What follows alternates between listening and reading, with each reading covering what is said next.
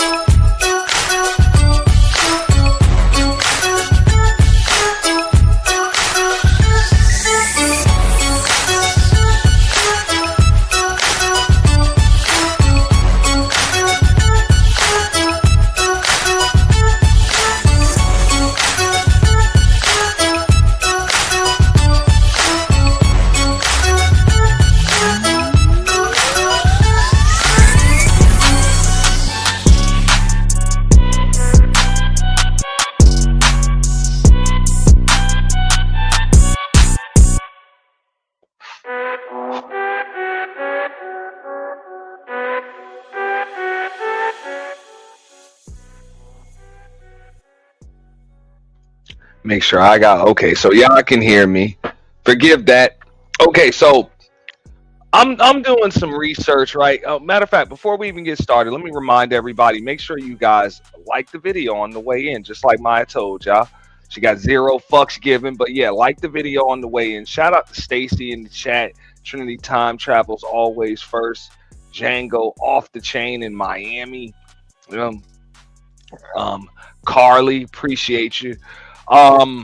This is something that it's kind of like a trending topic, but I even had to change the title because we actually got some breaking news. And before we get started, please, y'all make sure y'all share the stream, support the stream through Cash App. That's available. Super Chat's available too. Super Thanks will be available if you're catching the replay. We are simulcasting on both the home of the official YT Purge as well as Auntie's The Boiler Room. Now, everybody should know by now about the shooting that took place in Minneapolis, right? ICE blasted a chick, and they're saying that it was in self-defense. So we definitely going to review that. We're going to review some of the government's comments, but we actually got some breaking news to bring y'all. If y'all didn't know, 2 people have also been shot by ICE in Portland. Did y'all know that?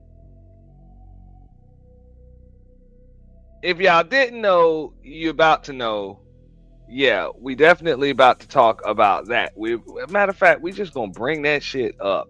Because, yeah, 2 people have been shot in Portland by ICE.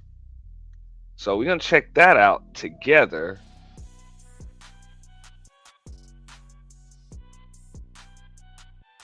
It was earlier this afternoon.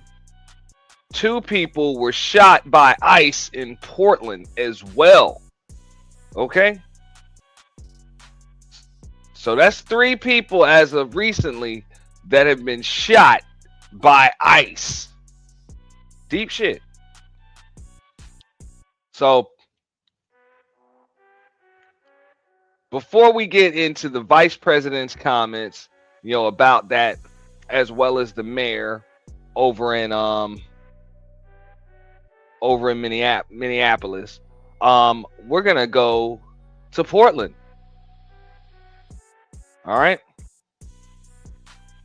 Y'all see that? 2 people were shot and injured by federal agents. Now, I'm assuming they're still alive. They're still alive, so they wasn't shot all the way dead or deleted. But yeah, let's go. They're being treated at, and we don't know their condition at this time. We're following that closely. We were also told earlier this afternoon that Legacy Health was under a lockdown situation. But to say more from what Mayor Wilson told us earlier, quote, "We cannot sit by while constitutional protections erode and bloodshed mounts. Portland is not a training ground for militarized agents, and the full force threatened by the administration has deadly consequences." And the FBI says they're the lead on both of these investigations at both locations. One thing we don't know yet is what they were doing at the time that this shooting happened, whether they were trying to apprehend some individuals or exactly the circumstances surrounding the shootings this afternoon. Let's also talk about, we heard from Chief Bob Day a little while ago as well, who released a statement that said, quote, "We are still in the early stages of this incident.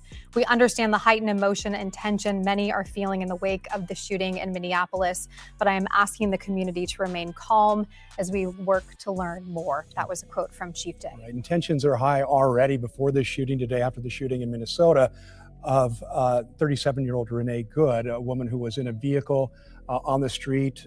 ICE agents or federal agents approached her as she tried to drive off. Different accounts. So you've seen the video. There were officers around. She was shot and killed there in Minnesota, and a lot of unrest after that situation there. Now, one thing is for certain, right? Usually that's what's going to happen when you got all of these protests that have led to shootings. They're probably going to lead to more. All right, people are outraged, or I don't know if the outrage is selective. We're going to break this down and kind of talk about it. I personally think that the whole thing is just, I mean, because it's loss of life, I don't want to just call it stupid, but it's not very smart to be a martyr for some shit that probably doesn't concern you in the first place. Yeah, that's my point with it. I would believe that people should just let these folks do their damn job. The Constitution of the United States does allow for peaceful protest, but if you stand in the way of these folks doing their job, and if you use your vehicle as a weapon, or it is perceived to be a weapon, and people might just defend themselves with deadly force. Now, even if in situations like this, even if these motherfuckers are dead wrong, you still got lost a life. Like that, there is no backspace button when somebody gets blasted in the head. Like that's it. It's over. It's over. So even though there can end up being a trial by jury, people can be placed on administrative leave, lose their pension. Even if there are some laws and policies that end up changed, you can't bring these lives back. So people risking their lives over a government agency doing their job, I just don't think that's smart. I don't like seeing it. And I would have to agree with what mine just said. Hey, this shit right here is horrible. Horrible. Yesterday and into today, and now we have a situation here in Portland as well. Yeah, Portland protesting. We've of course heard from people in Portland. I do want to give a statement that we just received from two East Portland city councilors.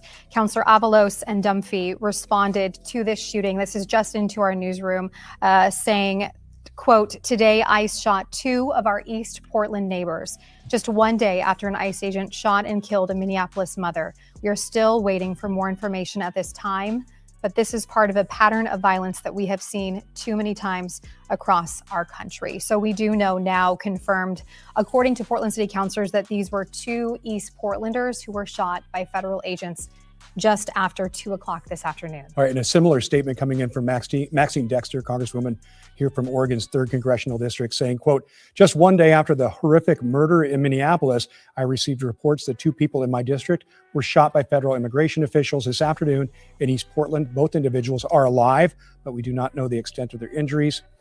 ICE has done nothing but inject terror, chaos, and cruelty into our communities. Trump's immigration machine is using violence to control our communities straight out of the authoritarian playbook." And she goes on from there. We're hearing statements from people across Portland, across Oregon, and they will continue to come in. We will update you as we learn more from them. But first, we want to get back out to Kyle Aboshi. He's joining us from Legacy Health. Kyle, what are you learning there now? Well, we're standing just outside of Legacy Emmanuel Hospital, and there is a heavy police presence. Important to note, we don't know the condition of those two people who were shot and injured. We do believe they're being treated here at Legacy Emmanuel. Behind me, you can see the emergency entrance. This is where ambulances typically come with trauma patients to bring them in for treatment. Since we've been here, which has been a relatively short period of time, we have not seen any ambulances coming in with lights and siren. We have seen a heavy police presence, though. There are police cars around the area on the street as well, police vehicles, Washington County Sheriff's Office, Portland Police, as well as Multnomah County Sheriff's Office. And it appears, earlier we noticed what it looked like some plainclothes officers standing by the front entrance of that emergency room entrance, along with security for Legacy as well. But we have not been getting any information, and in all likelihood, I would be surprised if we got any information directly from the hospital, simply because of federal patient privacy laws. But we're being asked to stay off property, which is normal procedure, monitoring the situation to see if there is any additional information coming from police, medics, or anybody else from the community. We'll continue to stay here. Kyle, any word if Legacy is still on lockdown? We heard that earlier this afternoon. You know, I don't know that and cannot answer that, honestly. In looking around here, it's relatively quiet, but having stood on the sidewalk many times before in news coverage, that's not unusual for it to be relatively quiet outside. So I'll work to confirm that and get additional information for you. Okay, Thank you so much, Kyla Bushey, reporting from Legacy Health this afternoon. Yep. All right, we've got a statement from Jeff Merkley, I believe, that we can bring up for you as well. The statement's coming in on this. We'll put it up on the screen. I'd be happy to read it for you. That is the FBI statement. We can go with that one first. FBI Portland is investigating an agent-involved shooting that happened at approximately 2:15. Here is the Senator Jeff Merkley post that just came out on X. He says, huge concern about a reported shooting of two individuals by federal agents outside Portland Adventist Hospital. I share any updates as I learn more. Please keep protests of Portland's ICE CBP peaceful as Trump wants to generate riots. Don't take the bait. Let's get back out to our Alma McCarty. She's joining us from 146th and East Burnside. Alma, any updates there on scene for us? Yeah, I can tell you, Stephanie and Tim, that some of the members of Portra contra las Deportaciones are out here. They were some of the folks that held a rally earlier this week, actually just last night, that we attended. They were really speaking out against what had happened in Minneapolis, Minnesota, involving Renee Nicole Good, and they are out here tonight.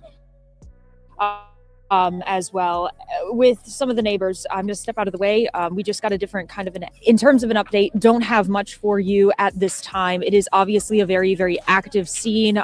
More media personnel appear to be showing up. And this, again, is the spot where Portland police responded to after responding to Adventist Health in terms of this is where the male and woman, or the male and female were found. Again, we do not know their condition at this time. Northeast 146th Avenue at this time. Tim, Stephanie, back to you. All right, Alma McCarty, thanks very much for that report from the Hazelwood neighborhood. I'm not sure what's coming up next. Let's give you a recap if you're just joining us. Troubling news today, a day after a woman was shot and killed by ICE agents in Minneapolis. Today in Portland, we have learned that two federal agents have shot two people here in Portland just after 2 o'clock, around 2:15 this afternoon.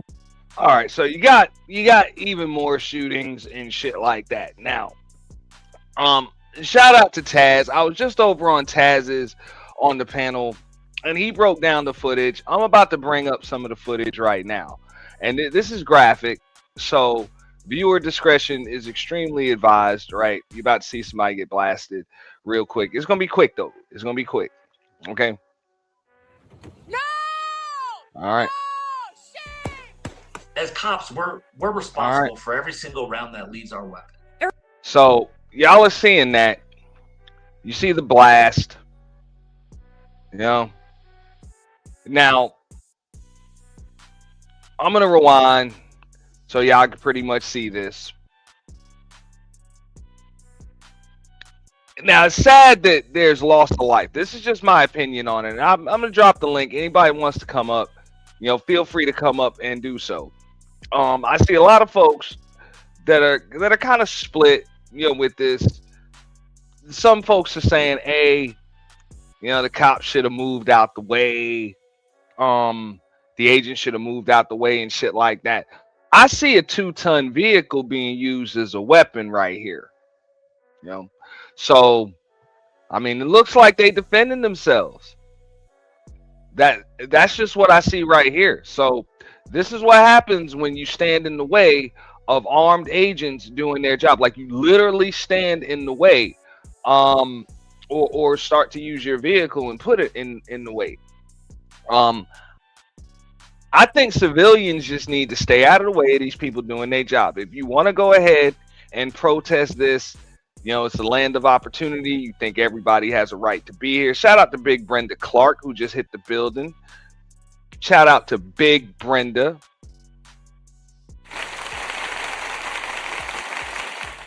Yeah, I mean, if you want to do your peaceful protest and all of that, you have a right to do that. But as soon as you do things of this nature, things can really get out of hand. So this woman got blasted in the head. She was a mother of 3. And now she's no longer with us. Damn shame. It's a shame that things like this gotta result in loss of life. You know, but whew, it's deep. Now, I even broke it down right there. Like hey, the white lights mean reverse. The car is no longer in reverse, and what y'all are seeing right there, now the car is in drive. There's an ICE agent on the driver's side with his hand in the window, and another ICE agent in front that is armed. He has not drawn his weapon yet. He's about to draw his weapon once that vehicle starts to come at him. See, boom, you see the wheels spin. That's when he pulls out. All right, spin the block on that. They walking up. Slow this down a little bit.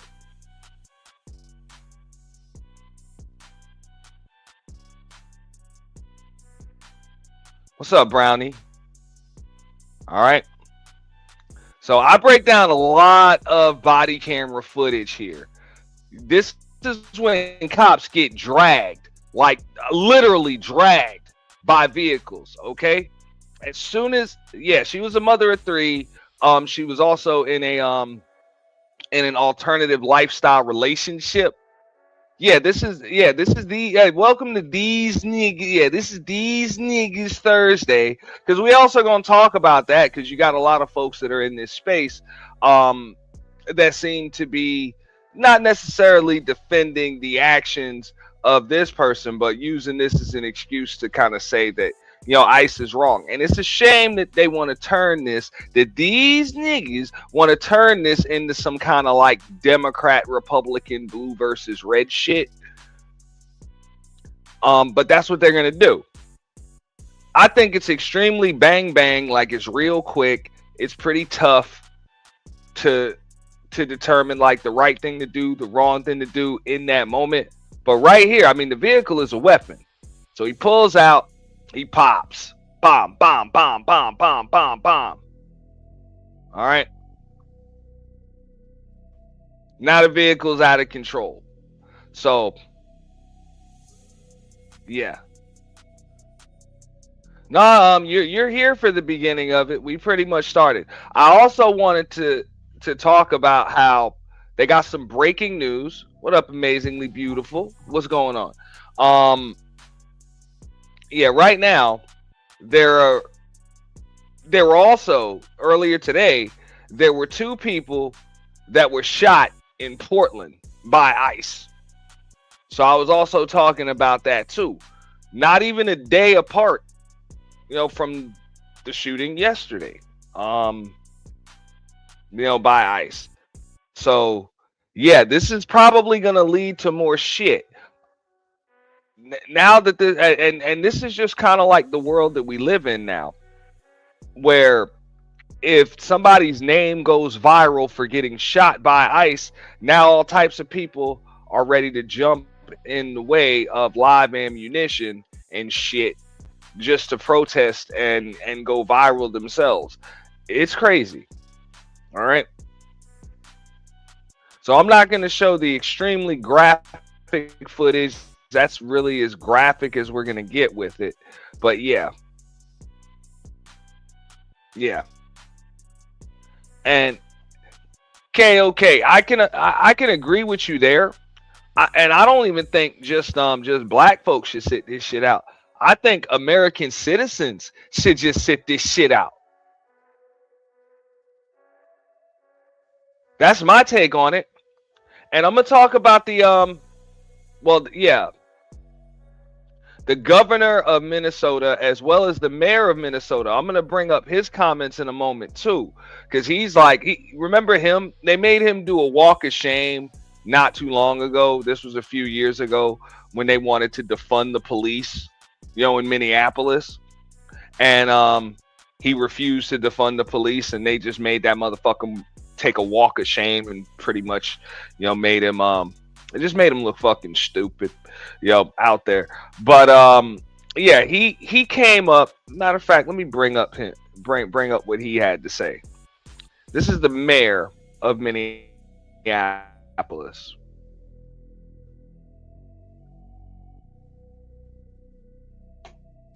To get justice and to make sure that there is an investigation that is conducted in full. But what we do know, what's up, Miss Paulette? is that a Love wisdom. 37-year-old woman is dead, and that she was shot by ICE.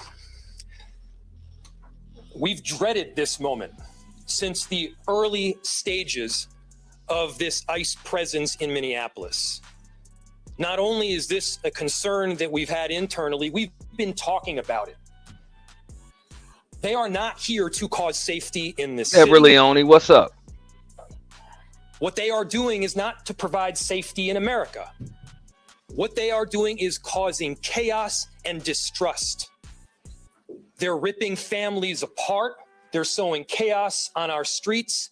And in this case, quite literally killing people. It's amazing.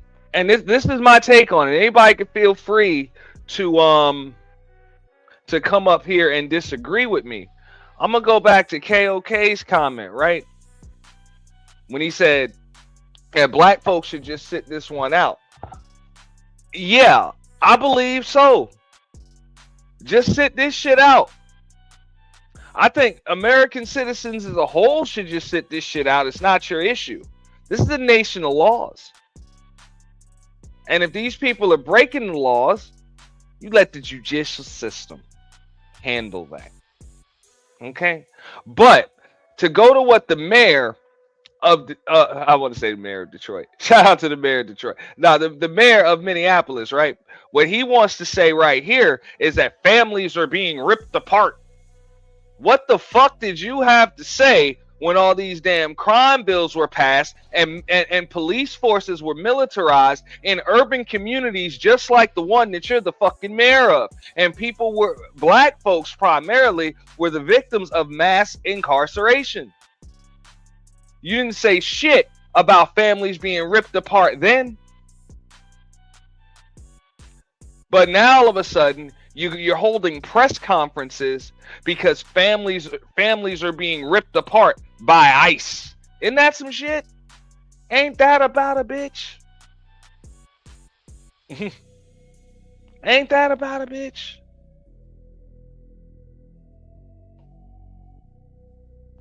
I didn't see any mayoral press conferences and shit. Because, look, for the most part, most of us have seen this shit for years in the communities that we live in. Straight militarized police forces. All right. Police got fucking semi-automatic weapons.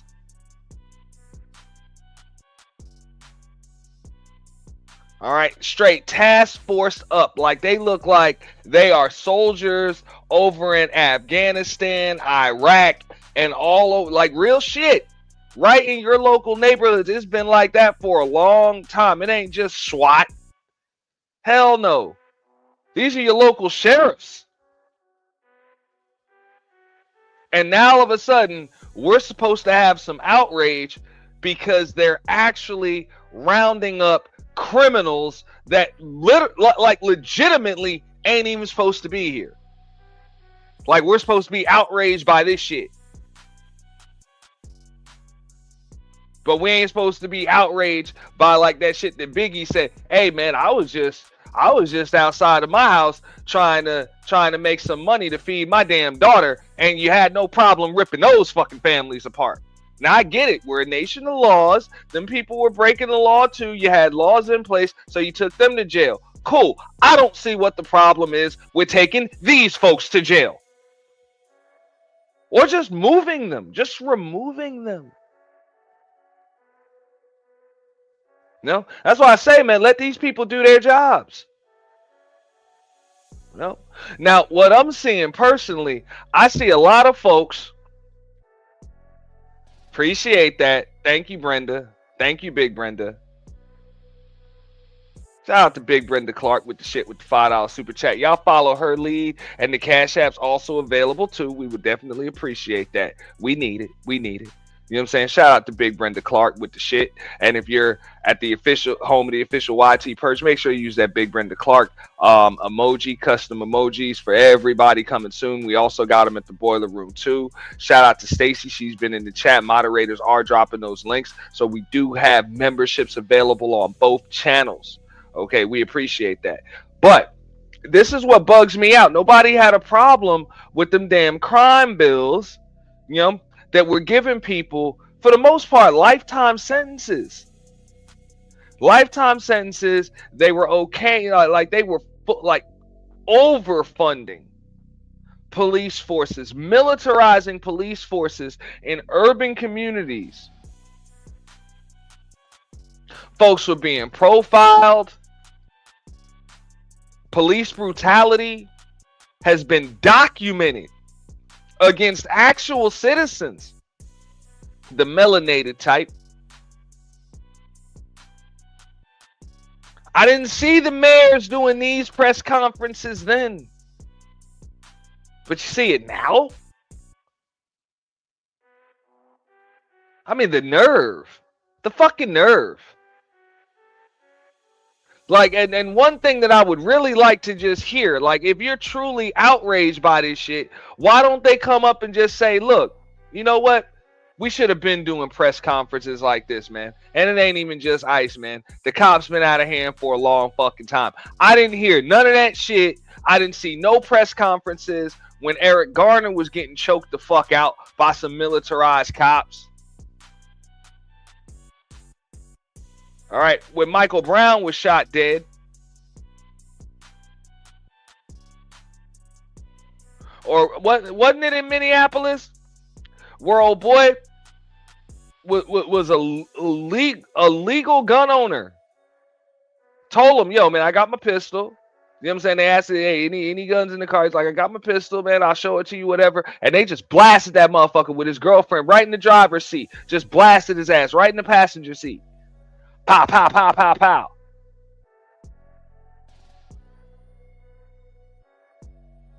You know? When Freddie Gray got put in the back of the paddy wagon, keep in mind, I'm going right off the top of my head. All right?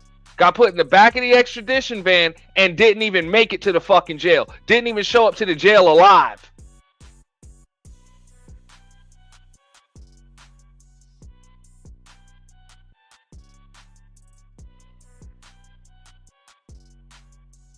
But they got a lot of outrage now.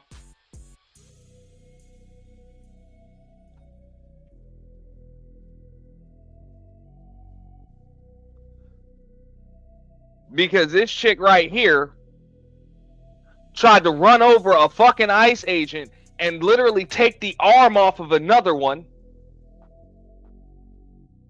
And got blasted like 2 or 3 times in the fucking head. Tried to use a 2-ton vehicle as a weapon. That's just my opinion on it. Somebody even tried to tell me on Taz's panel that and it wasn't Taz himself. He's pretty much sharing the same sentiments that I am when it comes to this, because this looked like a clear-cut case of self-defense. Like, look, especially as black folks, but most people understand the protocol anyway. Because people are like, oh, well, the protocol is you got to try to get away out of the way, and you're not supposed to chase them or nothing. Bullshit. That shit is different in different areas as far as whether or not you're going to chase people that flee. And then it depends on whether or not they on motorcycles and shit like that. And yeah, all that shit is different. It depends on where the hell you are. But one thing that we do know, no matter where you are, those cops, first and foremost, have a duty to protect themselves and their fellow officers.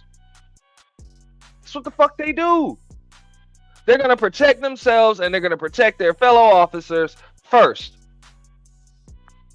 So y'all get a look at this right here. There's an ICE agent literally in front of the vehicle, in front of the hood, and there's another one with his arm in the car. Look at this.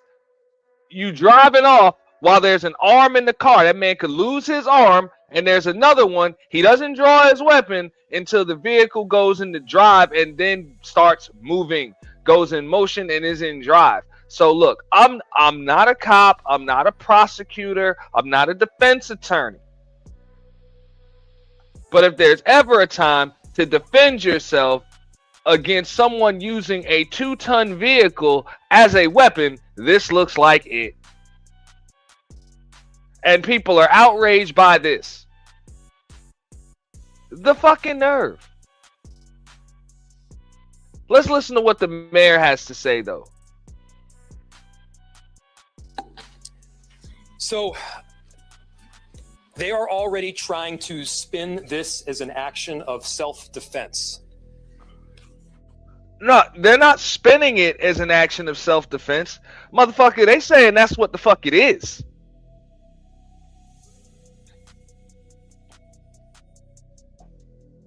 Like I say, the whip is in reverse. I don't see any guns drawn. Now, keep in mind, the reverse lights just went off. The whip is no longer in reverse. It is in drive. All right, you even see wheels spinning because they kind of hydroplaning, you know what I'm saying? It's a little wet, a little icy outside, all of that shit. Okay? Then, hey, the weapon gets drawn. Pow, pow, pow. Somebody's driving dead stick. Hey, man, it is what it is. Yeah. I mean, it's fucked up that people losing their lives over this shit, man. It is. It's bad.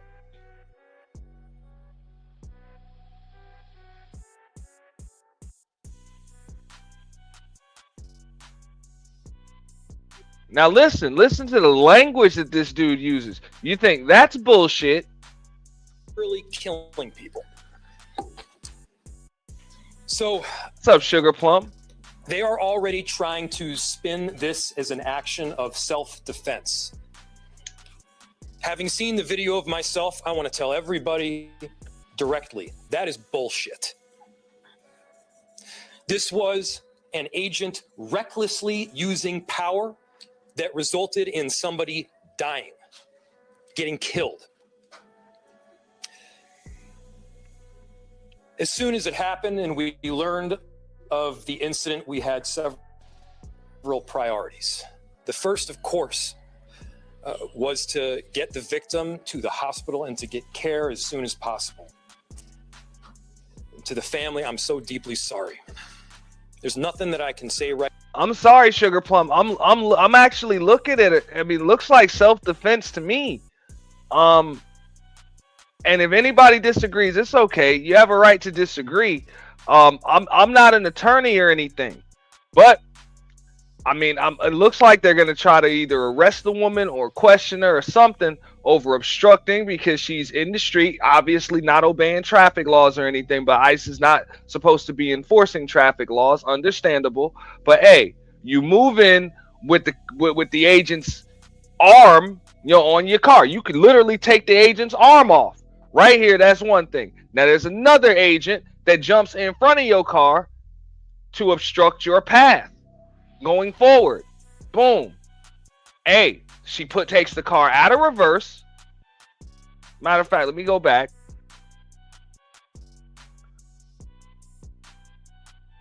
All right.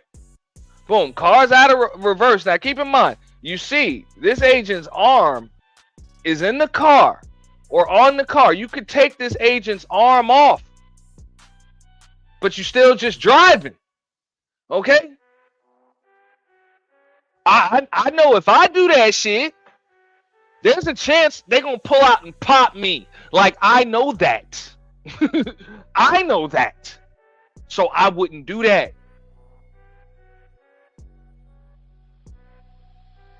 I don't give a fuck if it's an ICE agent, a sheriff, whatever. I'm not doing that shit, because yo, if the cop put his arm on the car, that shit, hey, we know the protocol. We taught this shit before we even get driver's licenses, man. Hey, you walk up to the damn vehicle, man. I got my arms on the steering wheel. What seems to be the problem, officer? Oh, no problem. License, registration. I got you. I'm not gonna make any sudden movements. Oh, you need that? Okay, it's in the glove compartment. I'm gonna go reach in and get it. Do I have your permission to do so, officer?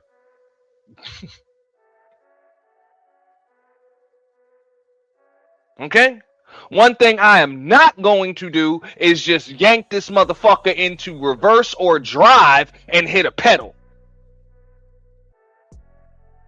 Under no circumstances, because I might get blasted.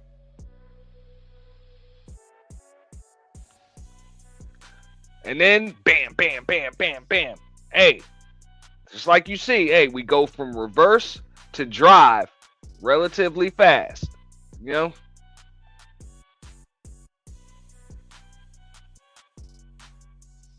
No, I'm just saying. You see that? Okay. One cop, you could take this one on the driver's side. You could literally take his arm off. Okay. I'm not defending ICE agents or whatever, because I'm pretty sure there's some verbiage here, and all we got is video. So we don't know. All we heard here is pop, pop, pop, pop, pop. So I don't know. But I'm pretty sure they're giving some instructions right there or whatever, you know, whatever they are. But at the same time, I'm like, right now, I see a vehicle being used as a weapon. Okay? Now, there's another cop, ICE agent, that's in front of the vehicle. He's the one that actually fires. Okay? Keep in mind, you just saw, pay attention to the back lights. Those are the reverse lights. There is no gun drawn. There's no gun drawn. Reverse lights, reverse lights, reverse lights are off. When the reverse lights are off, that means the car is no longer in reverse. The car is in drive. That's when the toaster gets drawn. That's it. See? And it's moving forward.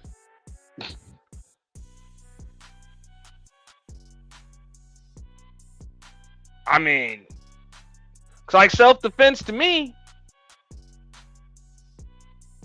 And even if it's a gray area, I understand. Is that full ICE protocol? I'm not really keen on what ICE protocol is or anything like that. I don't know for sure, but that's just kind of what it looks like to me. I think it's enough of a gray area, and I'm going to say the same thing that a bunch of folks said when Michael Brown got blasted, when Eric Garner got choked the fuck out, when Philando Castillo, you know, got blasted. You know, I'm going to say the same thing. I believe those agents were in fear for their lives.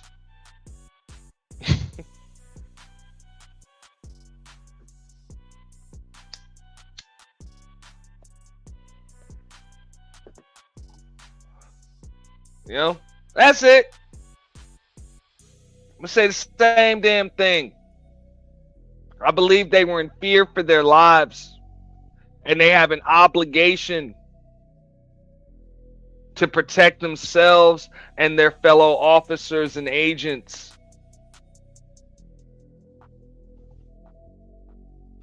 So it's a shame that there had to be loss of life here. And was there another way other than deadly force? I would definitely hope so. But I don't know. It happens so fast. You know, happens so fast. You know, they gotta make a quick decision. And unfortunately, I mean, there's a 2-ton vehicle coming at you. Like, what the fuck are you supposed to do? Use a taser? Can't use a taser for that shit. I mean, hey, what's up, Annie? See, I mean, hey,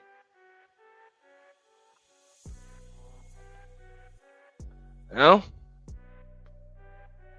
I mean, you can't tase a 2-ton vehicle. So, I mean, hey, it is what it is. So, you know, this mayor saying what he got to say.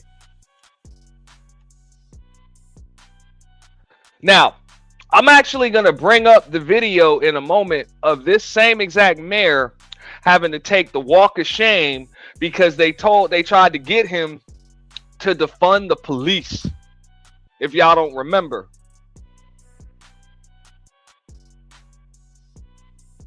Y'all remember that?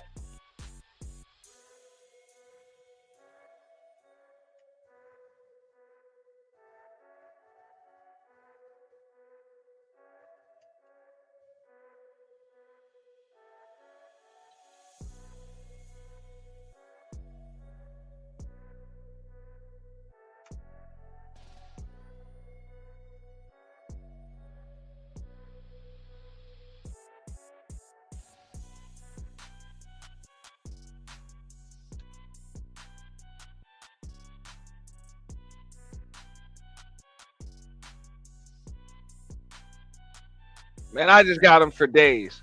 If y'all remember this, Mayor, I got me a little bit of footage. We're going to listen to some more of his comments and then we get to it. An agent recklessly using What's power up, Candy? that resulted in somebody dying, getting killed. As soon as it happened and we learned of the incident, we had several priorities. The first, of course, was to get the victim to the hospital and to get care as soon as possible. To the family, I'm so deeply sorry. There's nothing that I can say right now that's going to make you or your relatives or the friends of the victim feel any better. There were, I believe, 2 Minneapolis police officers that responded and were in the ambulance on the way to the hospital. The second was to get ICE off of the scene. There were dozens, if not hundreds, of ICE and federal officers that were there at the time. Having them there was only causing more chaos. I would respectfully disagree. I would say that people interfering and ICE doing the job that they were brought in there to do was what caused chaos. Allow them to do their job, and you can hold your peaceful protest from a safe observer's distance without interfering with ICE doing their job. Them there was only making a difficult situation even more problematic, and one that, yes, they created themselves. There's little I can say, again, that'll make this situation better, but I do have a message for our community. And that I would agree with you, UFO. UFO Kamikaze said the driver that refuses to stop for law enforcement definitely poses a threat to the general public, especially in those weather conditions. Officers can use lethal force to protect the public. I mean, when you're using the vehicle as a weapon, for our city, and I have a message for ICE. To ICE, get the fuck out of Minneapolis. We do. Damn, those are some serious harsh words he's got for ICE, man. Damn. Now, through the magic of television, this is from 5 years ago. See, you be hearing it here first, but then again second. Remember this shit? This is right around pandemic time. Everybody's got masks and shit when they was talking about defund the police. Remember this? Go home, Jacob, go home. Go home, Jacob, go home. Go home, Jacob, go home.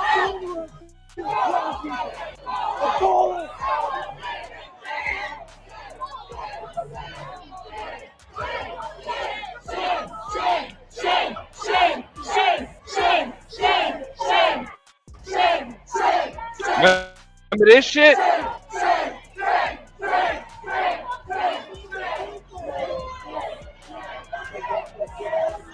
Nah, this is the same city, same mayor that they was like, yo, you gonna defund the police? They said they didn't want no cops in that motherfucker. None. All right. Are you going to defund the police? Yes or no. Anything other than a yes or no means no, motherfucker. If not, get the fuck out of here. That's what they told him. The people of Minneapolis told him, get the fuck out of here. And now he's telling ICE to get the fuck out of here. Ain't that about a bitch?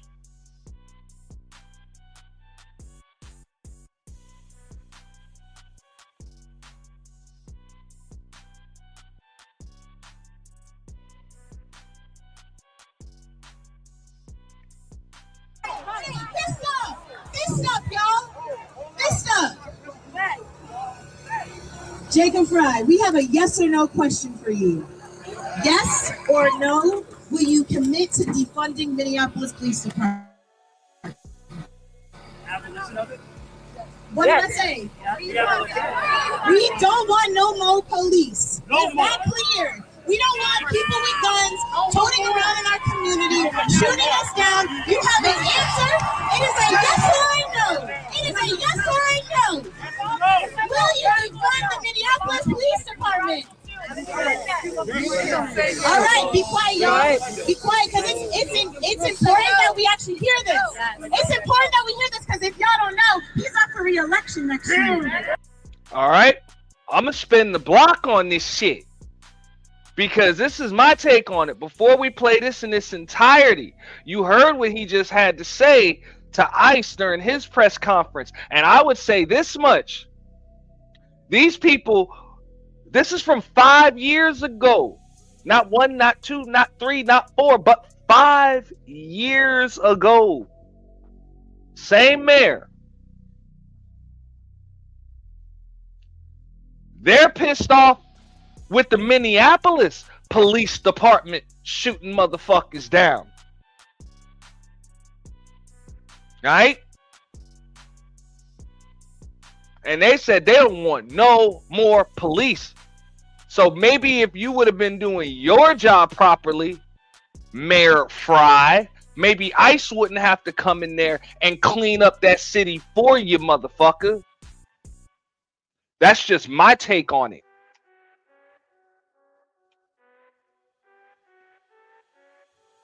This wouldn't have been an issue.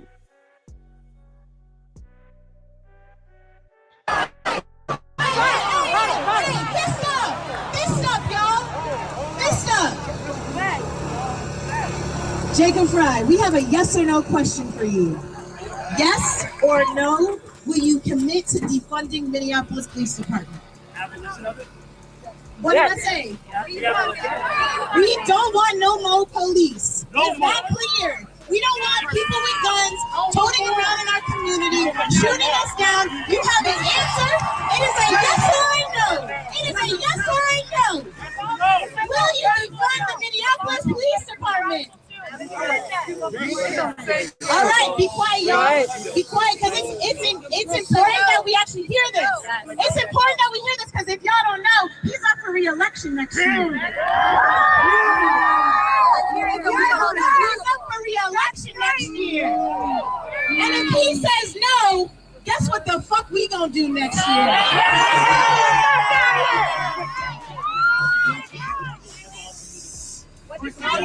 Louder, one more time. Loud and clear. Louder.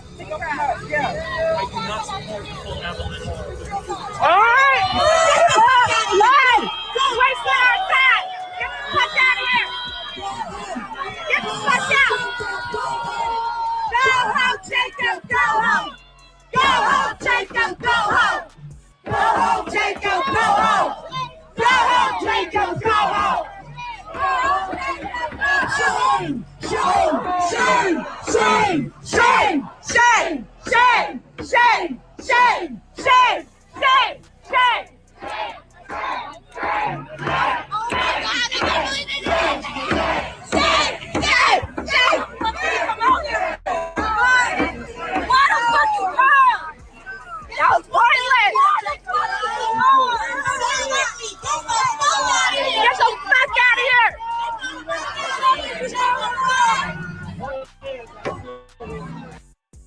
Yeah. So the people of Minneapolis have already been fed up with this motherfucker, but yet they reelected his ass anyway. Ain't that about a bitch?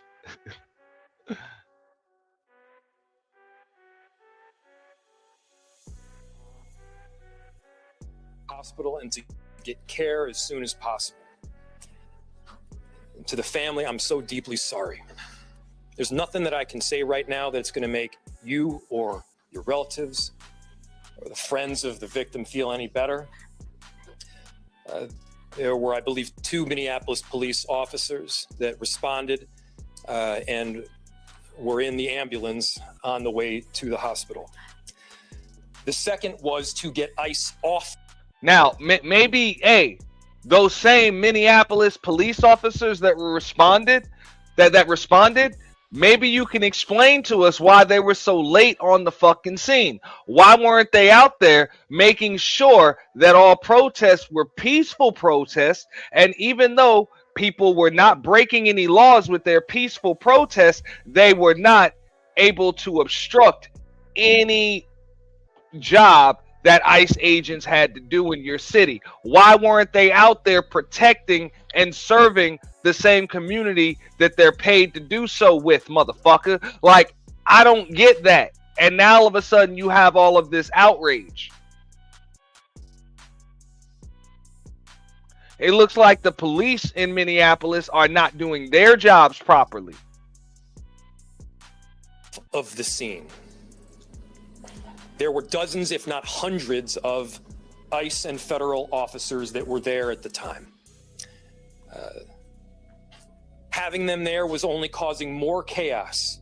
Having them there was only making a difficult situation even more problematic, and one that, yes, they created themselves.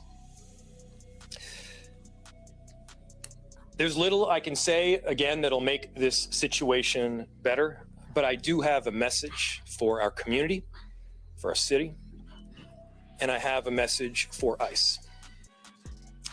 To ICE, get the fuck out of Minneapolis. Really? That's the same message that your people had for you not too long ago.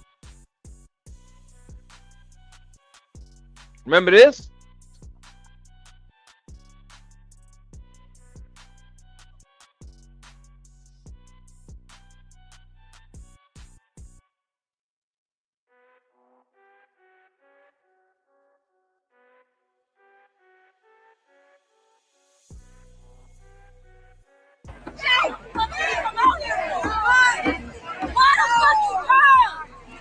That was pointless!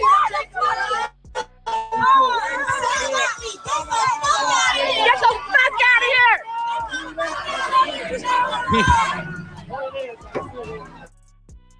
Yeah. The fuck did you come for? Listen! Hey y'all, fuck him! Fuck him! Let's bring him back here! Yeah. Thank you very much.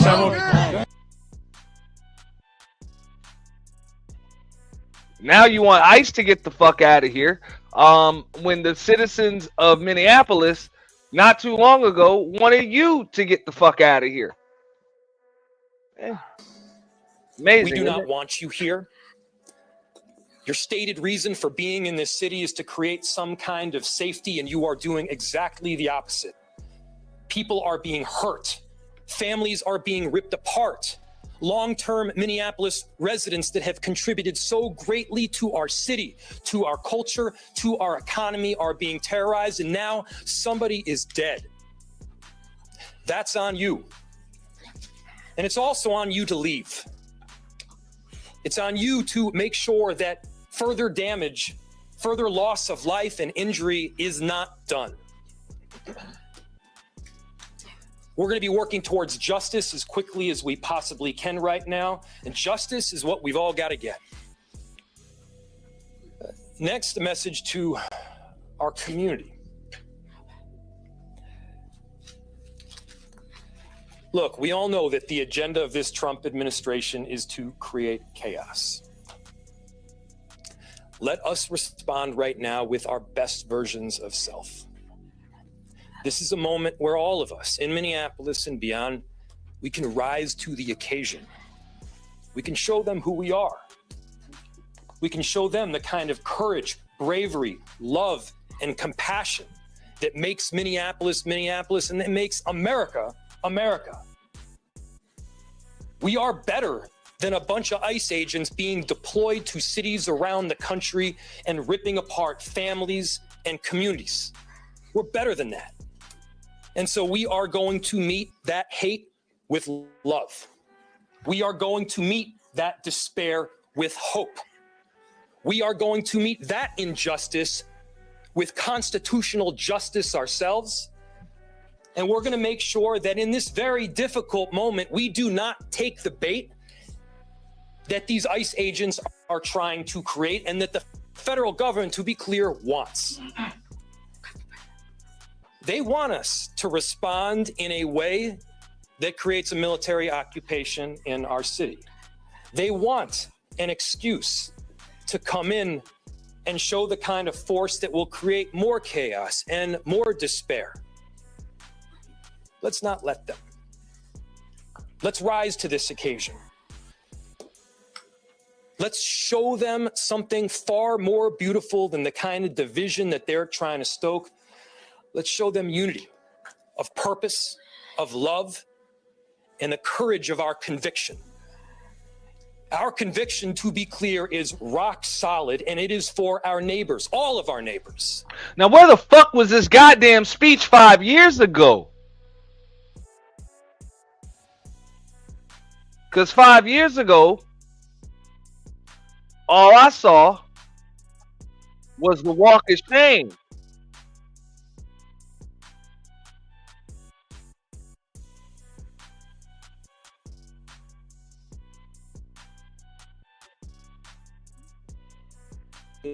To defund the city's police department. Protesters have been marching this afternoon asking us. I'm Jeff Wagner. More calls from Minneapolis leaders to defund the city's police department. Protesters have been marching this afternoon asking Mayor Jacob Frey to invest in community-led safety measures. And when Mayor Frey showed up, he did not get a warm welcome. David Schumann has been with protesters since they started. He joins us now with the latest. David? 5 years ago. There was almost 4 hours of peaceful protesting, and it's really just starting to wrap up now here at 4th Street and Hennepin Ave. All afternoon, the message was about not only defunding the police department, but abolishing it. Chants railed against racist cops, and songs were sung about putting money into black communities. Then Mayor Jacob Frey was spotted in the crowd and invited up front. Go home, Jacob! Go home! Go home, Jacob! Go home!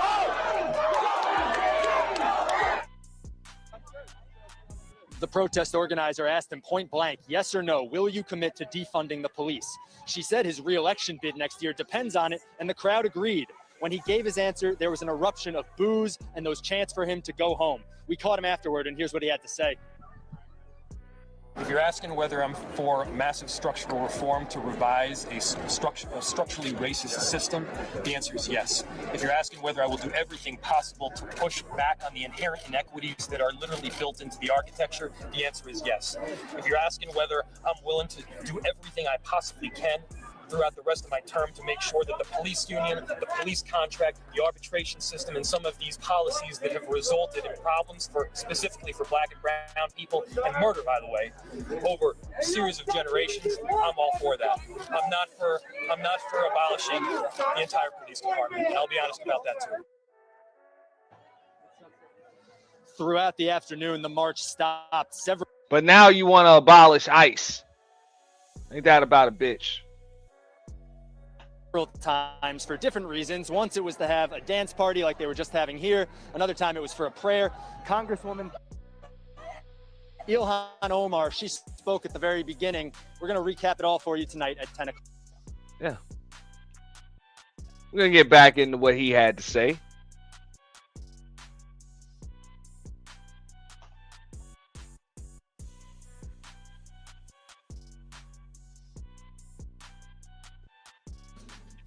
It's for people who have lived here for 80 years. It is for new immigrants who have made this city a better place. That's the kind of love that we're going to show up with right now. If you're angry, I get it. I am too. If you're feeling that kind of despair, it's understandable. Let's show them who we can be. Let's show up with peace. To march, to protest, to hug one another, to love all the way with peace. Do not give them what they want.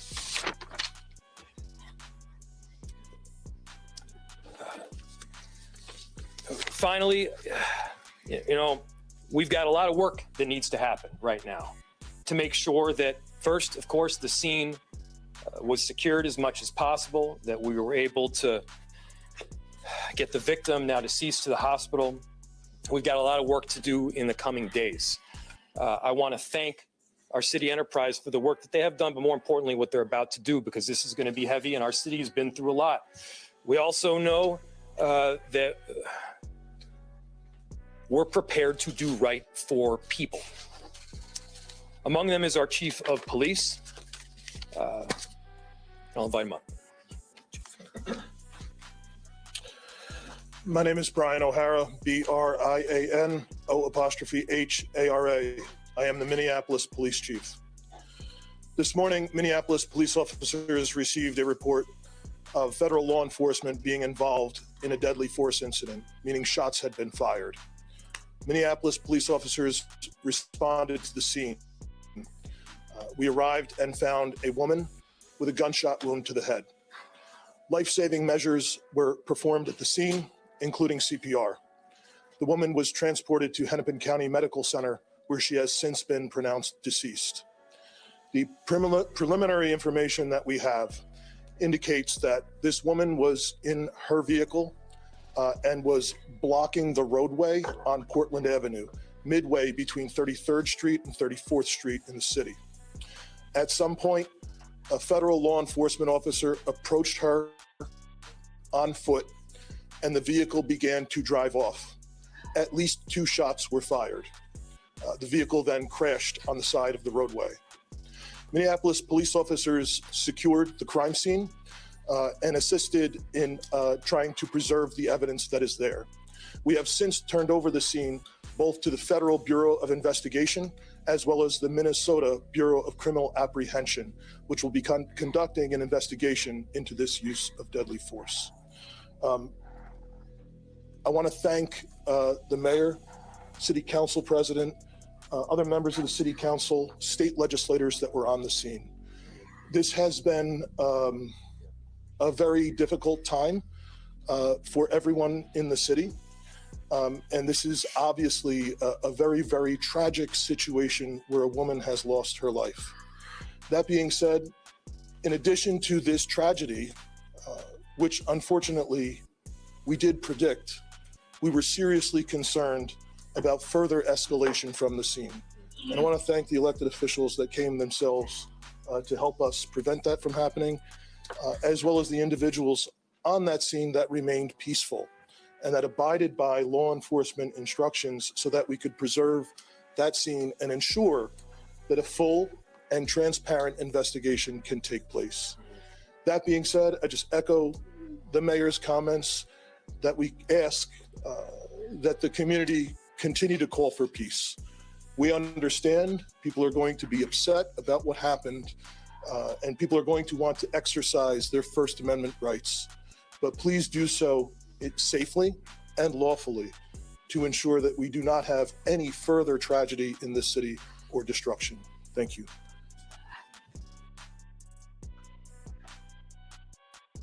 Now, we're going to get into the Vice President of the United States comments. Those were something.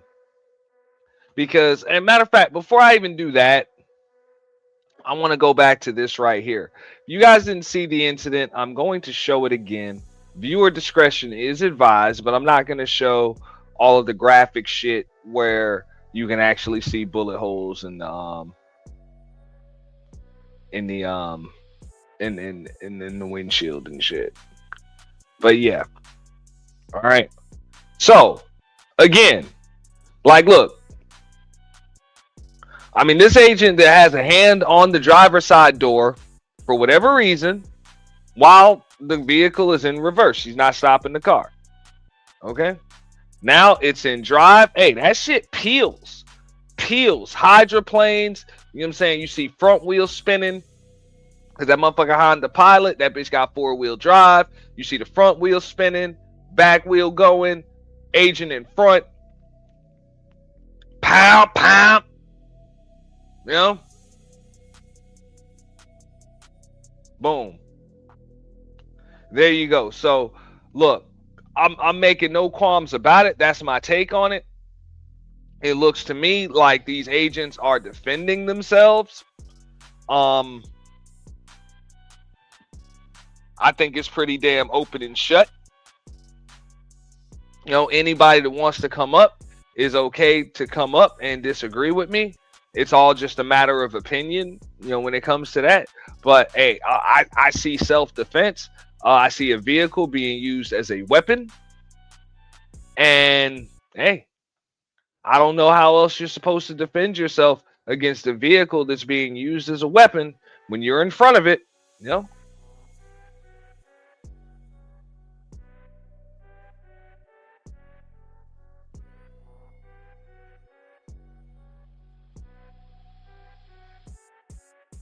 That's what that looks like to me. But let's hear what the vice president has to say. Take some questions, but I want to make just one final observation here. When I was actually walking out here, somebody sent me a photo of a CNN headline about what happened in Minneapolis. And this is the headline. I'm just going to read it.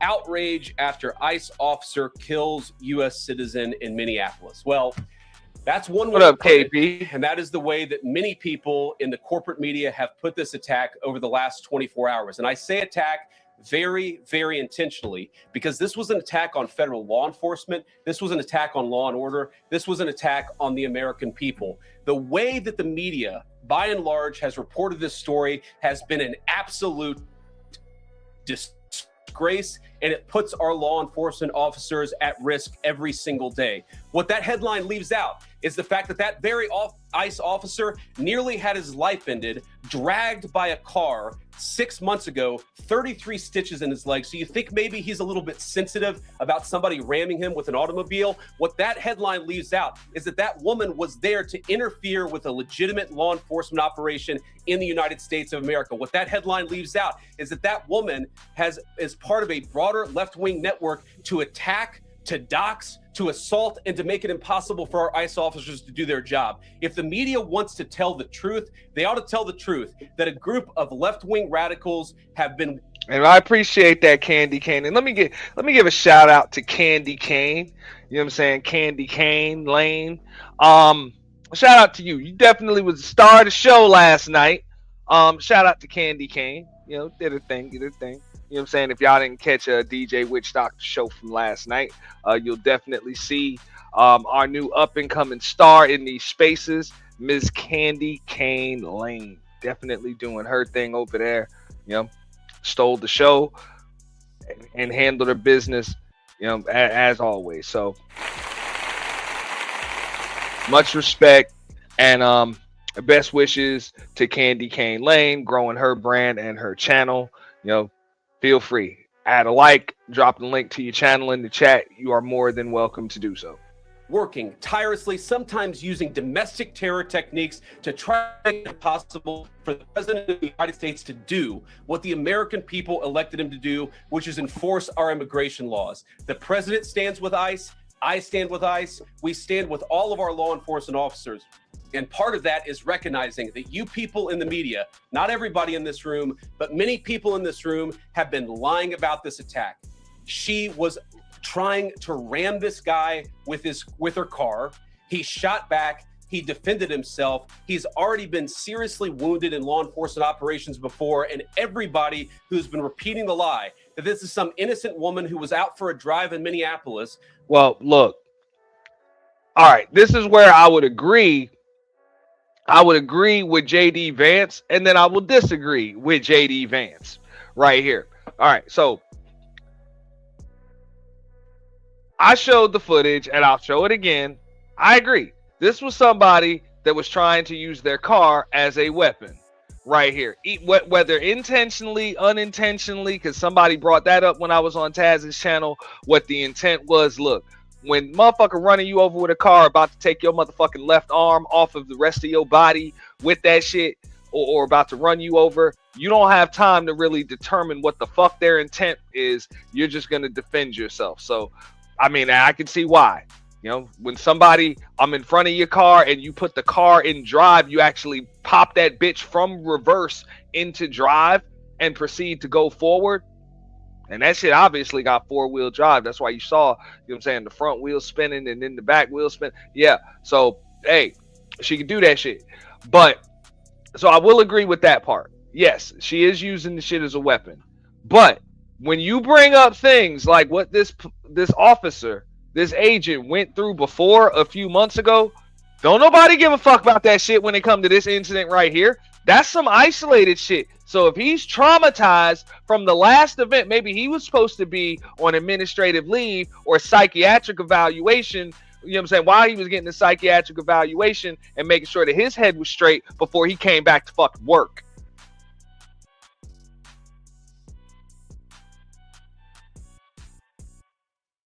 Real shit. You got all of that, you know, post-traumatic stress and shit like that. Maybe you shouldn't be wielding firearms. So, hey, that's where I would agree with JD Vance on one part, but I got to disagree on the other. Nobody give a fuck about that damn whatever you went through in the past. Like, I get it. You know what I'm saying? You were hit by a car, you was dragged by a car before, but that don't give, or 3 or 4 months ago, but that don't give you a right to shoot a motherfucker today.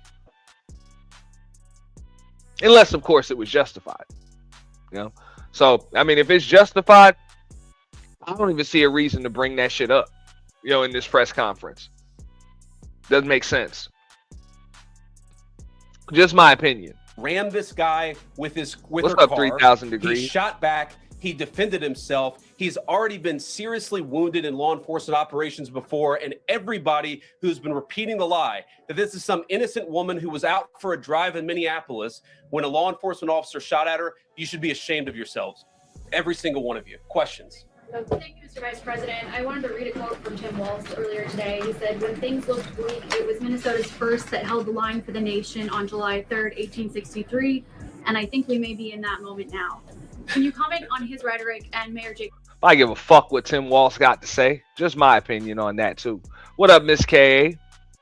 Fry and whether they want to see unrest in Minneapolis? Well, that's very tough rhetoric from a guy who just quit because his fraudulent activities have been uncovered. Look, Tim Walz is a joke. His entire administration has been a joke. The idea that he's some sort of freedom fighter, he's not. He's a guy who has enabled fraud and maybe, in fact, has participated in fraud. That's what this new assistant attorney general position is going to find out. I don't care what Tim Walz says. I care about getting to the bottom of this fraud for the American people, and I care about enforcing the nation's immigration laws. That's what we're going to stay focused on. Vice President, a related question here. I mean, Democrats have accused ICE of murder. They've said they're targeting Americans. They told ICE to get the F out of Minnesota. This is Man, that shit don't mean shit. They told the damn mayor, Jacob Fry, to get the fuck out of Minnesota. Remember that? They told him to get the fuck out. Okay. So nobody gives a shit. Stop, y'all. Stop. Jacob Fry, we have a yes or no question for you. Yes or no, will you commit to defunding Minneapolis Police Department? What did I say? We don't want no more police. Is that clear? We don't want people with guns toting around in our community, shooting us down. You have an answer? It is a yes or a no. It is a yes or a no. Will you defund the Minneapolis Police Department? All right, be quiet, y'all. Be quiet, because it's important that we actually hear this. It's important that we hear this, because if y'all don't know, he's up for re-election next year. If y'all don't know, he's up for re-election next year. And if he says no, guess what the fuck we gonna do next year?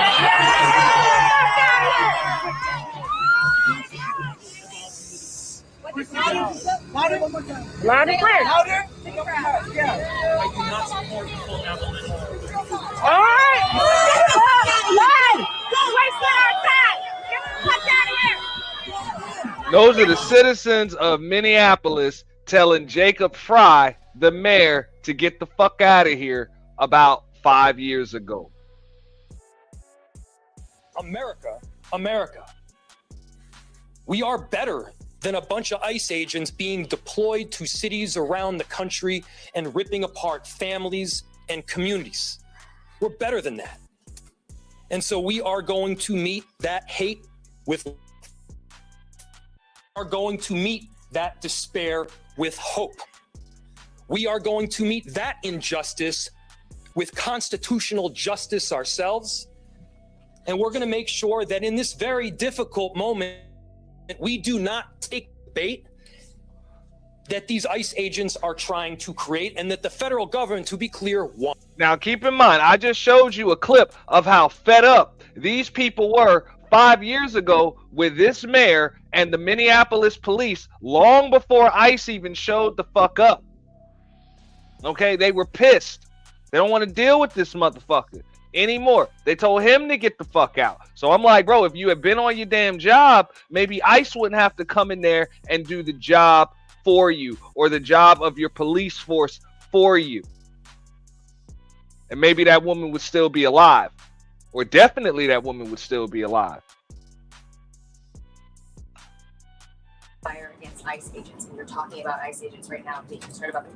What, if anything, is the administration going to do to make sure these folks are protected during these protests? But also, should DHS sort of revisit their procedures here? I mean, nobody wants to see an American killed.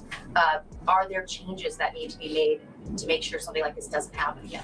Look, first of all, of course, nobody wants an American citizen to be killed. This is absolutely a tragedy, but it's a tragedy of the making of the far left. They have radicalized a very small segment of the population, taught them that ICE agents are engaging in wide-scale violation of people's rights. What our ICE officers are doing is deporting the millions of criminal aliens that were let in during the Biden administration. So number one, we have to say, as a matter of leadership, and I would appreciate if the Democrats would join me on this, let's be honest about the fact that we have way too many illegal aliens in this country. Our ICE officers should be supported in doing their job. You're trying to actually marshal the far left lunatic fringe to engage in doxing, to try to make it impossible for them to enforce the law, and in some cases actually to engage in acts of domestic terrorism against our law enforcement officers. When you talk about different plans, different protocols, different policies, I forget exactly how you asked the question. Here's the simple fact. What we're going to do is make it easier for the American People's Administration to enforce the American people's law. And that means that Democrats have to stop rallying the mob against legitimate law enforcement operations. And that means that we are going to get tougher. And that's what this AAG position is about. We're going to get tougher at the people who are defrauding the United States by inciting violence against our law enforcement officers. That's one of the things that we're going to do. We've already started that work at the Department of Justice, but we're going to keep on doing it. And this new AAG position is going to kick that into high gear. Vice President Vance, you just suggested that this woman who was killed, Renee Good, is part of a broader left-wing network. Who do you think is behind this broader left-wing network?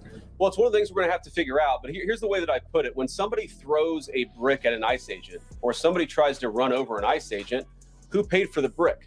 And who told protesters to show up and engage in violent activity against our law enforcement officers?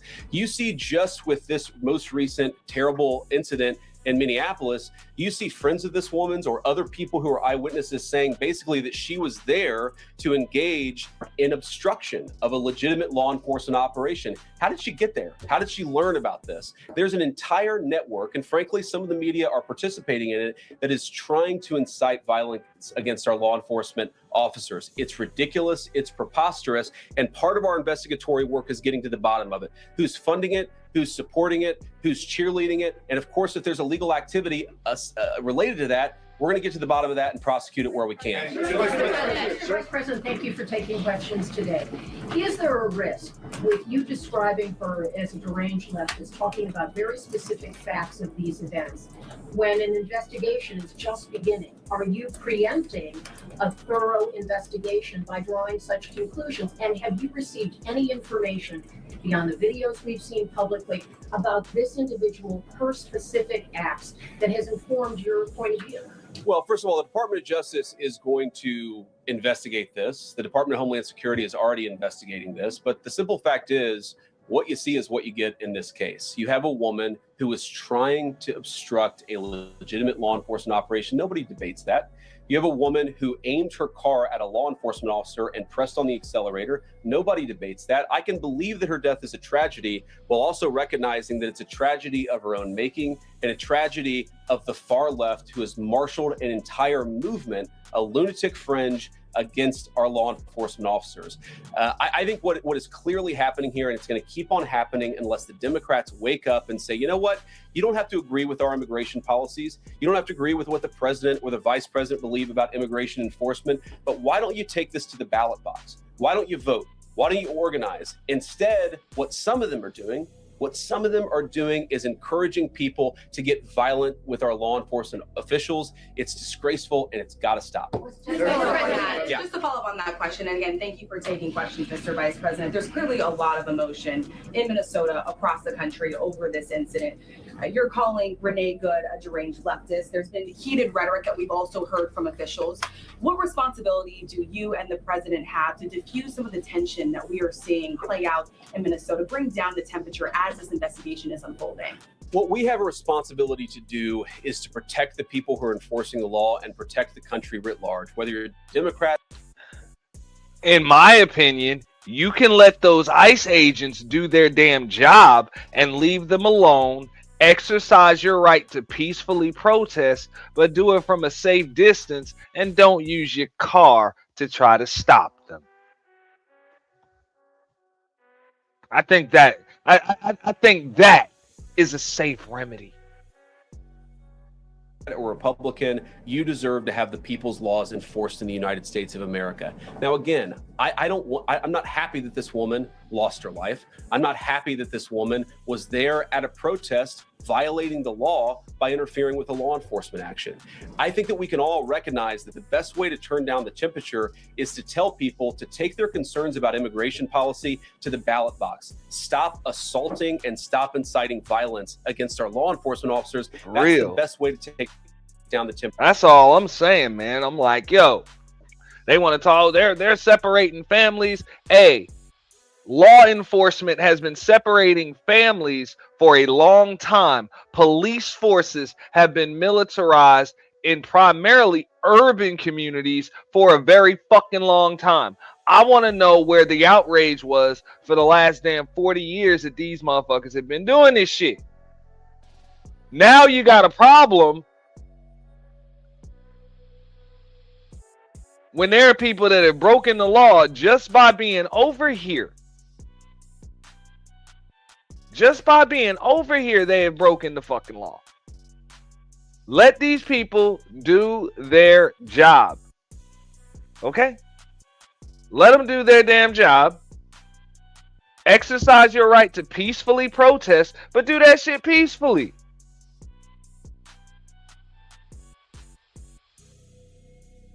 Because I think most of us American folks understand that, yo, when a cop is doing a job, we have no right to obstruct them when we doing that shit. And if we do that in a way in which this person was doing it, like this,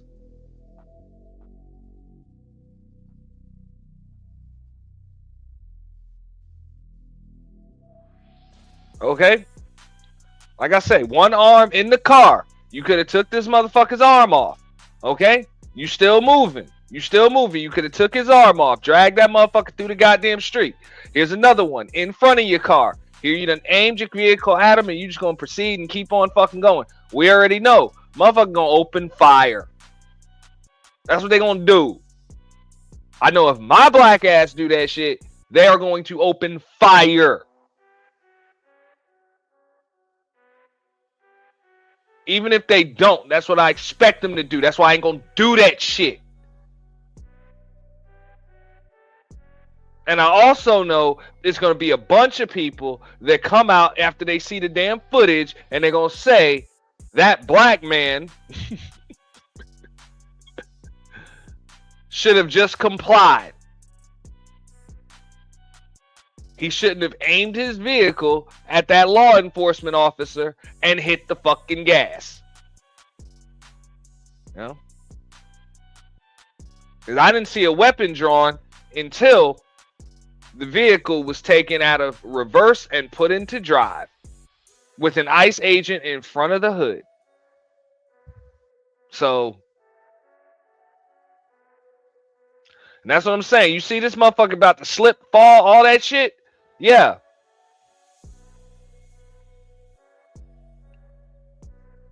Because he's being dragged. So, That's the game. Temperature. And we're not going to give in to terrorism on this. And that's exactly what's happened. People trying to antagonize, to commit acts of violence. They throw bricks at them. Sometimes they shoot at them. Sometimes they dox them. Sometimes they go to their place of residence and harass their families. This is classic terrorism. And we cannot say that when a far left fringe is inciting violence against our brave law enforcement officials, that we're no longer going to enforce the law. That's rewarding the very people who are engaged in this garbage. The actual reward that they just got is a new assistant attorney general who is going to prosecute and investigate this stuff even more aggressively than before. Yeah. Thanks for taking my question. So the head of Minnesota's investigations agency says that the U.S. Attorney's Office has essentially cut off the state investigations agency's access to the investigation. What is the precedent for that, and why shouldn't the Minnesota officials on the ground have access and evidence to work on this investigation? First of all, I wish the state officials in Minnesota would investigate why you have so many people who are using their vehicles and other means to actually interfere with a legitimate law enforcement operation. The precedent here is very simple. You have a federal law enforcement official engaging in federal law enforcement action. That's a federal issue. That guy is protected by absolute immunity. He was doing his job. The idea that Tim Walz and a bunch of radicals in Minneapolis are going to go after and make this guy's life miserable because he was doing the job that he was asked to do is preposterous. The unprecedented thing is the idea that a local official can actually prosecute a federal official with absolute immunity. I've never seen anything like that. It would get tossed out by a judge. So what I'd like Minnesota to focus on is the real issue, that they're encouraging people. Minneapolis officials are encouraging people to commit violence against ICE officials. It's ridiculous. It's got to stop. Go ahead. Mr. President, thank you. You said earlier that there's a left-wing network to attack, to dox, to assault, and make it impossible for ICE officers to do their job. You told my colleague just now that there's an investigation going on into that network. Yep. So if everything that you say is true, how does being part of that network justify being shot? Well, being part of the network doesn't justify being shot, but ramming an ICE officer with your car, that's what justifies being shot. It's not a good thing, by the way, but when you force somebody to engage in self-defense, it's almost a preposterous question. I'm not saying that funding some of this stuff justifies capital punishment. Nobody would suggest that. The reason this woman is dead is because she tried to ram somebody with her car and that guy acted in self-defense. That is why she lost her life. And that is the tragedy. Now, there may be other violations of the law and other penalties that are associated with those violations of the law. For example, if you are funding violence against our law enforcement officers, I'm not a prosecutor. My guess is that's not the sort of thing that earns capital punishment, but it should sure as hell earn you a few years in prison if you're funding the effort to try to assault our law enforcement officers. I'm sorry, guys, what's going on here? You guys are meant to report the truth. How have you let yourself become agents of propaganda of a radical fringe that's making it harder for us to enforce our laws? You just asked me a question that presumed that the reason why this woman died is because she was engaged in legitimate protest. She tried to run somebody over with her car, and the guy defended himself when that happened. Next. That's what I saw, but we can look at it again because, yeah, we just look at it again.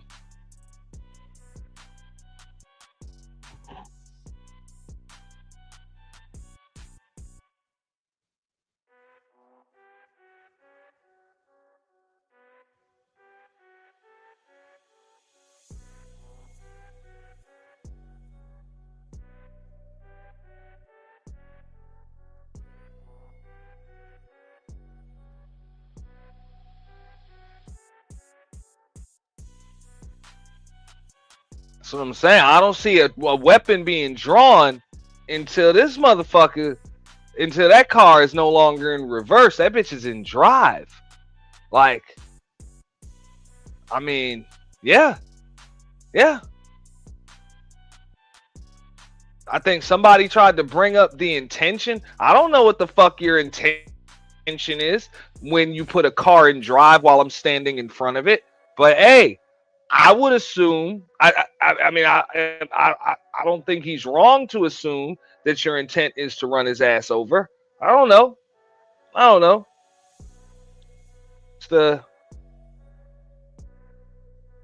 It's a tragedy, definitely.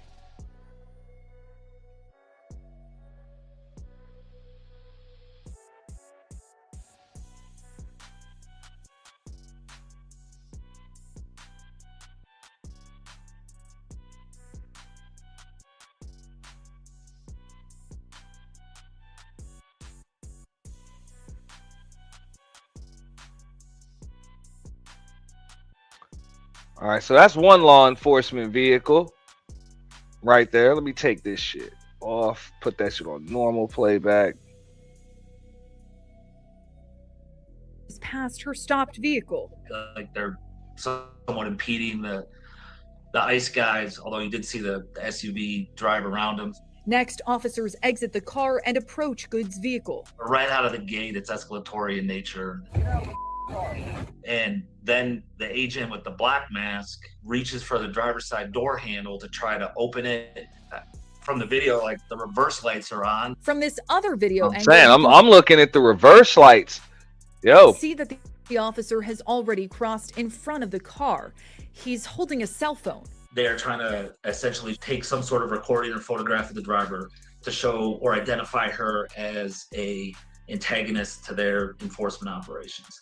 What he does is cross in front of and stay in front of a occupied running vehicle. You should not be intentionally putting yourself in front of a vehicle unless absolutely necessary. And with a cell phone in his left hand, he draws his pistol with his right hand, and in a very quick succession, rattles off 3 rounds. Under the Department of Homeland Security's use of force policy, firearms may not be discharged solely to disable a moving vehicle, and shooting at a moving vehicle is tightly restricted. So my one thing, I mean, I get that, but there's a reason why you have firearms. If that vehicle is being used as a weapon, they're not shooting at the vehicle because it's moving. They're shooting at the vehicle because the vehicle is moving toward him.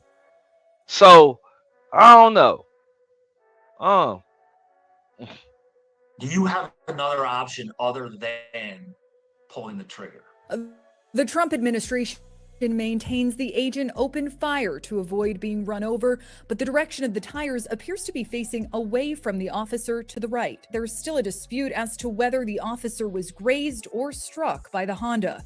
He continues to fire even after moving out of the way of the vehicle. If she is intentionally trying to hit that agent or officer, those tires are pointed in the opposite direction, and the vehicle's trajectory after the shots would be continuing to the left. After 3 shots, the car veers away. Oh my God! According to Ballier, both the officer's gunfire and the car accelerating could have put agents and the surrounding crowd of bystanders in danger. These are all factors that law enforcement officers have to weigh before pulling the trigger.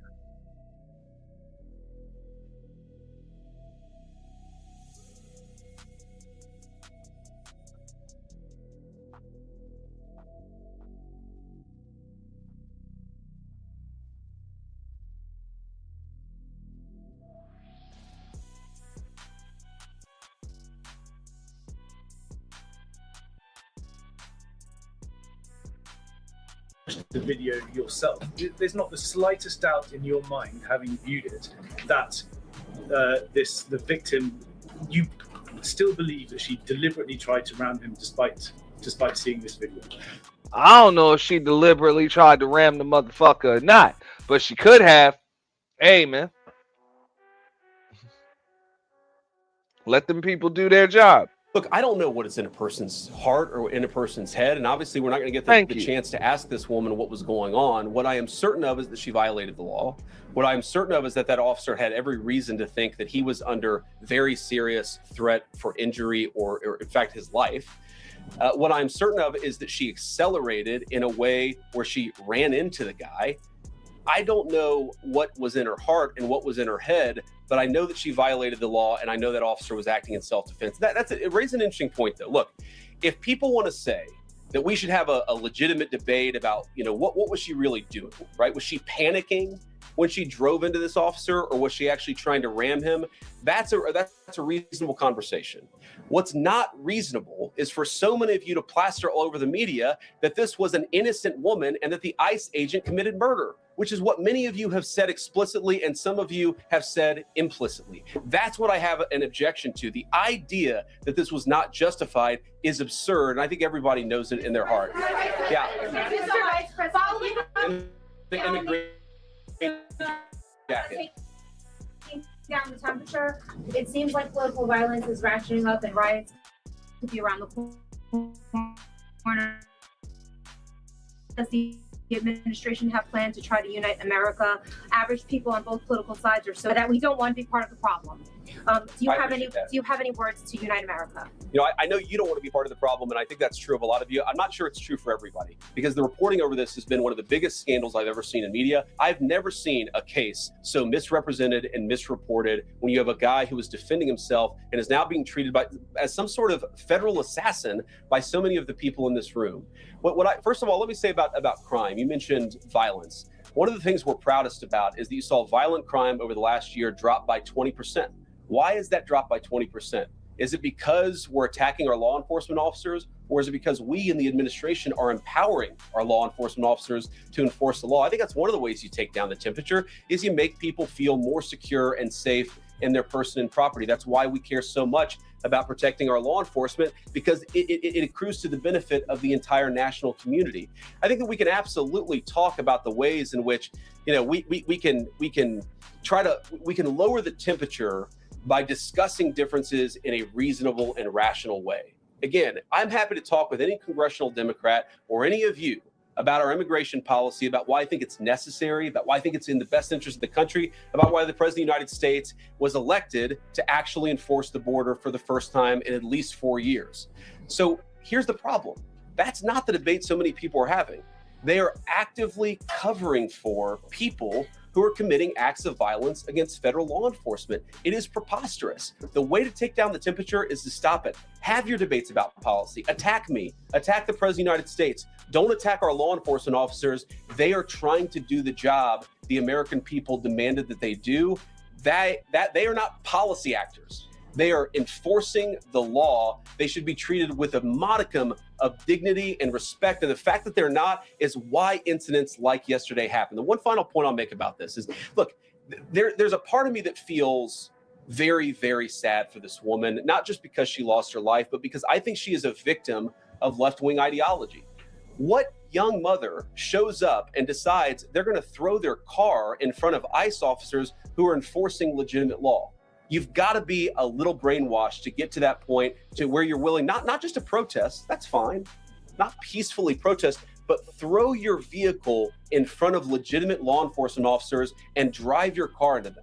To get to that point, you have to be, I think, radicalized in a very, very sad way. I certainly wish that she hadn't got there. I know there's an ICE officer right now who very much wishes he was not put in the position where he had to fire a gun to defend his own life. Yeah. Thank you, Mr. Vice President. What's your message, following up on that, what's your message to the leaders in Minnesota, the governor of Minnesota, the mayor of Minneapolis, to calm down the situation on the ground, on the streets? What's your message also to those protesters who saw that video in a completely different way than you saw that video? Well, first of all, I think if you watch every angle of that video, there is one angle where if you squint, you can maybe tell yourself that it's not clear what happened. But when you look at all angles of that video, it is very clear that her vehicle went right for the guy. She actually collided with him. And then that's, of course, when he fired his shots. That's obvious, okay? So what I say to the protesters is, by all means, protest peacefully, but make this about ideas. Make this about disagreement with our policy. Don't use your protest as a justification or an encouragement for people to go and incite violence and participate in violence against our law enforcement officials. To the people on the ground in Minneapolis, meaning the local officials in Minneapolis from Tim Walz all down, I'd say, look, why can't you just disagree with a given piece of immigration policy without turning law enforcement into the enemy? And think about, for example, a criminal law. where a police officer goes and arrests somebody because they violated a criminal law. If you're mad about that, go and protest the politician who passed that law. Don't attack the police officer who's just doing their job. We had a wide open border under Joe Biden. I happen to think it's a good thing the President of the United States has closed it down. If you think that's a bad idea, criticize this administration for a policy decision. Don't attack our people for enforcing the law, because I guarantee you go to... I would agree with that. Look, man, them agents have orders. They have orders. You know, let them do their jobs. You know, they have orders. They're pretty clear cut. You know, don't stand in the way of them doing their jobs. You look, we as Americans, we have the right to peacefully protest. Go ahead and do that, but definitely do not use your vehicles as weapons and try to obstruct justice or obstruct these people from doing their damn job. All right, so I would agree with that part. There are black people and white people. There are Democrats and Republicans. They are patriotic Americans who are trying to enforce the law. Attack me, lay off of our ICE agents. Yeah, in the blue, all the way, yeah. Yeah, thank you, Mr. Vice President. You called on Tim Walz to resign. Can you lay out the case as to why he should step down? Well, look, I think Tim Walz should resign because it's very clear either that he knew about the fraud in Minneapolis, he knew about the welfare fraud, or at the very least, he looked the other way. I mean, this is not... This is not like Lex Luthor, right? This is not movie villain fraud. This is the lowest IQ possible fraud. This is, we're going to take we're going to take the absence of kids and set up a daycare center where there are no children, and we're going to call our early childhood education center the Quality Learning Center. By the way, if you can't spell learning, maybe you shouldn't be in early childhood education. But people got rich off of this. We know that there were schools who either had no enrollment or at least they overstated their enrollment. Tim Walz, either it was unbelievable incompetence or he was in on the fraud. That's one of the things we're going to get to the bottom of. Sir. Thank you, Mr. Vice President. Can you explain the difference between this Associate Attorney General and a special counsel? And do you envision this being a permanent position or having more of a limited scope? Well, it's going to be permanent until we get to the bottom of what's going on. So I think it's going to last for at least the remainder of the administration. What's different about it from a special counsel is, if you remember, the Jack Smith case where the special counsel was found unconstitutional, one of the big issues there is that that person was not an appointed person, completely aside from all the other issues, that the person was a lunatic and that the case had no merit. There was a fundamental constitutional issue, which is that he had not been appointed by the president and he had not been confirmed by the United States Senate. An assistant attorney general, what that's going to allow us to do is appoint this person, have them confirmed by the Senate. That's one difference. The more substantive difference is that this person is going to be part of a very broad interagency White House that's being led from the President of the United States on down. And that's going to give them the resources, the access to material and information to make this person more effective. I think a lot of people have asked, how are you really going to get to the heart of the fraud? We've been asking ourselves that question for the past couple of months, and we think this is the critical piece at the Department of Justice to really ramp this fraud investigation into high gear. In the red tie, yeah. Vice President Vance, I wanted to ask, what's your message to far leftist agitators who feel emboldened to obstruct ICE activity in Minnesota and around the country? Well, I think they shouldn't feel emboldened because now they have an assistant attorney general who is going to prosecute and investigate their fraud and their violence more aggressively than it has ever been investigated in the United States of America. We are doing so much to try to find the financing networks and the domestic terrorism networks that legitimate this violence, that fund this violence, and that, of course, engage in the violence. These people should not feel emboldened because they have, for the first time, maybe in American history, an administration that is not going to tolerate political violence of any kind from anywhere. Yeah. We not clear today that the entire weight of the federal government is behind these ICE agents and this ICE agent in particular. There is still a federal investigation happening on the ground. Does that mean that they are not looking into this ICE agent at all? They are just focused on the woman who's in the car? What is the investigation if the federal government has already determined that its weight is behind this ICE investigation? So what do you mean? When you say investigation, do you mean investigation of the shooting yesterday or of the fraud that's happening in Minneapolis? Yesterday. Okay, look, DHS, as I understand it, has an investigation already ongoing. I know that other organs of our government are looking at this. So yes, there's certainly an investigation that's happening right now. But as part of the broader fraud investigation, a lot of what we're doing with the Department of Justice has already started. We've got over 1,500 subpoenas. We've got people this morning, actually, we're going door to door to actually knock on some of these fraudulent care centers, these fraudulent social services organizations to get to the bottom of what's going on there. So the investigation in some ways has already been ramping up into the anti-fraud element for at least a few weeks. What we're trying to do is supercharge it and make sure there's a designated person within the Department of Justice who completely controls that particular focus. Just to follow up on that, Mr. Vice President, on the agent, is he still on duty or has he been placed on leave, on administrative leave? And what really was the target of the operation on Wednesday? Of the ICE operation on Wednesday? Well, first of all, it was a legitimate law enforcement operation. We were going door to door to try to find criminal illegal aliens and deport them from the United States of America, because if you come to our country illegally in violation of our immigration laws, then we have the mandate, and in fact, we have the legal duty to enforce those immigration laws. Whether he's been placed on administrative leave, I don't know the answer to that question. I'd refer it to the Department of Homeland Security, and they can follow up. I will say, look, I would appreciate everybody saying a prayer for that agent. Look, in the past 6 months, he has been hit twice by a motor vehicle. One time, the first time, it led to over 30 stitches and very serious injuries to his legs. This is a guy who's actually done a very, very important job for the United States of America. He's been assaulted, he's been attacked, he's been injured because of it. He deserves a debt of gratitude. And I think the media prejudging and talking about this guy as if he's a murderer is one of the most disgraceful things I've ever seen from the American media. Yeah. Vice President, what is your specific role in the future of Venezuela? And I'm wondering, could you confirm reports that the Director of National Intelligence, Tulsi Gabbard, was kept out of the planning for the operations because of her past concerns about military involvement in Venezuela? So I've heard a couple of things. One, that I was kept out of the planning for the Venezuela operation. That's false. And another, that Tulsi was kept out of the planning for Venezuela operations. That's completely false. Look, we're all part of the same team. And one of the things that is really amazing about that operation is that we kept it very tight to the senior cabinet level officials and related officials in our government.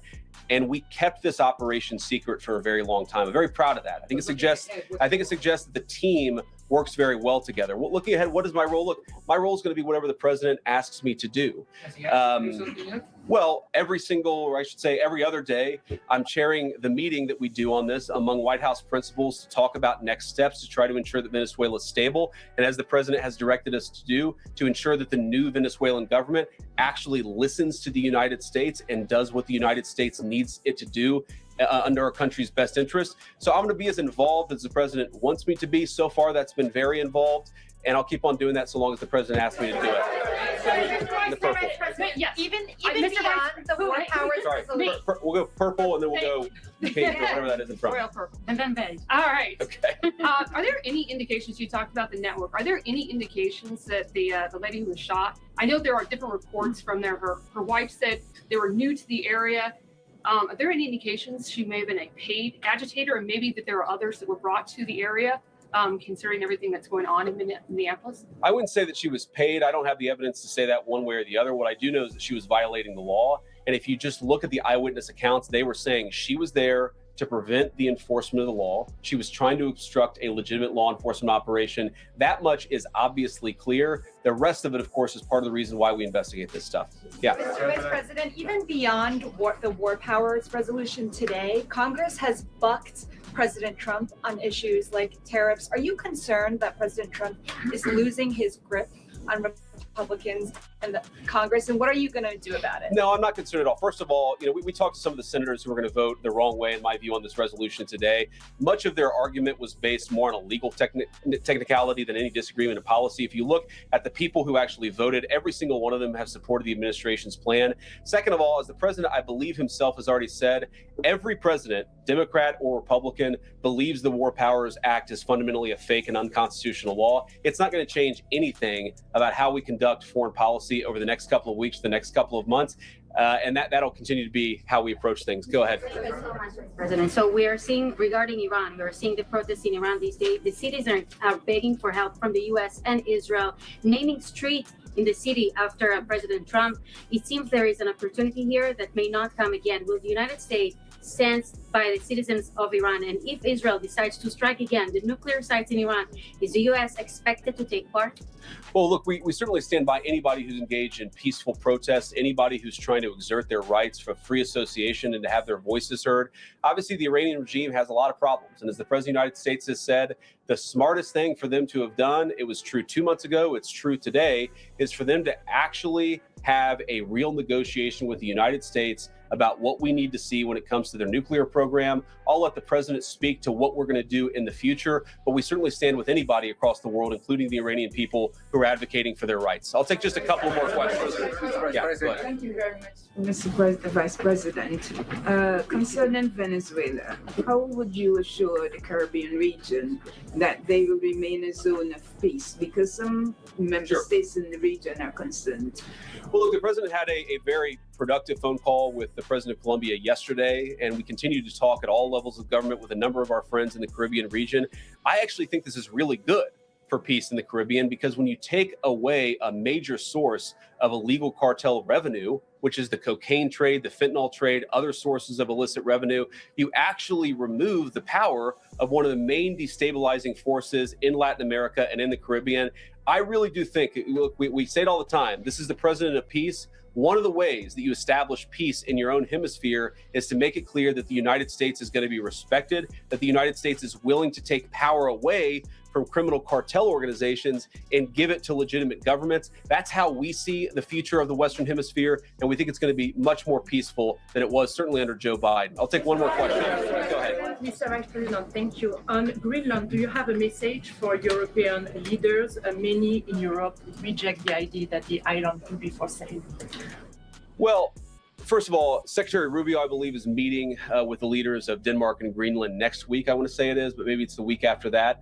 We'll continue to deliver some of these messages in private, some of them in public. But I guess my advice to European leaders and anybody else would be to take the president of the United States seriously. What has he said about Greenland? Set to the side the crazy overreactions that I've seen from the press and from certain people in Europe. What has the president said? Number one, Greenland is really important, not just to America's missile defense, but to the world's missile defense. Number two, we know that there are hostile adversaries that have shown a lot of interest in that particular territory, that particular slice of the world. So what we're asking our European friends to do is to take the security of that landmass more seriously, because if they're not, the United States is going to have to do something about it. What that is, I'll leave that to the president as we continue to engage in diplomacy with our European friends and everybody on this particular.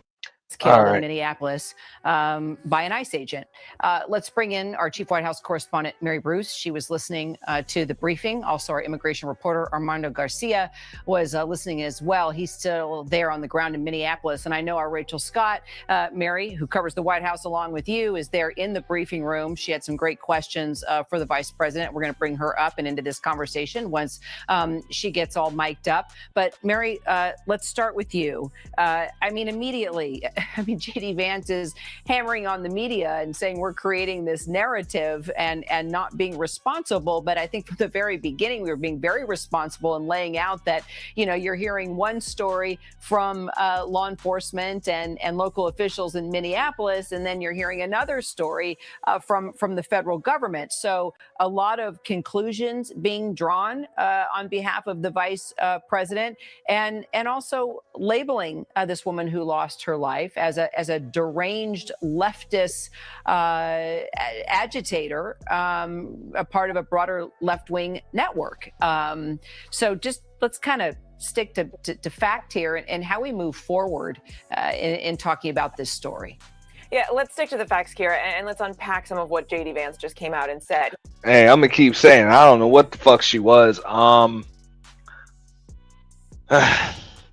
I know she went too damn far with that damn vehicle. I can tell you that much. You know what I'm saying? You got an ICE agent in front of your fucking car. It's probably not best to put the shit in drive. I'm just saying.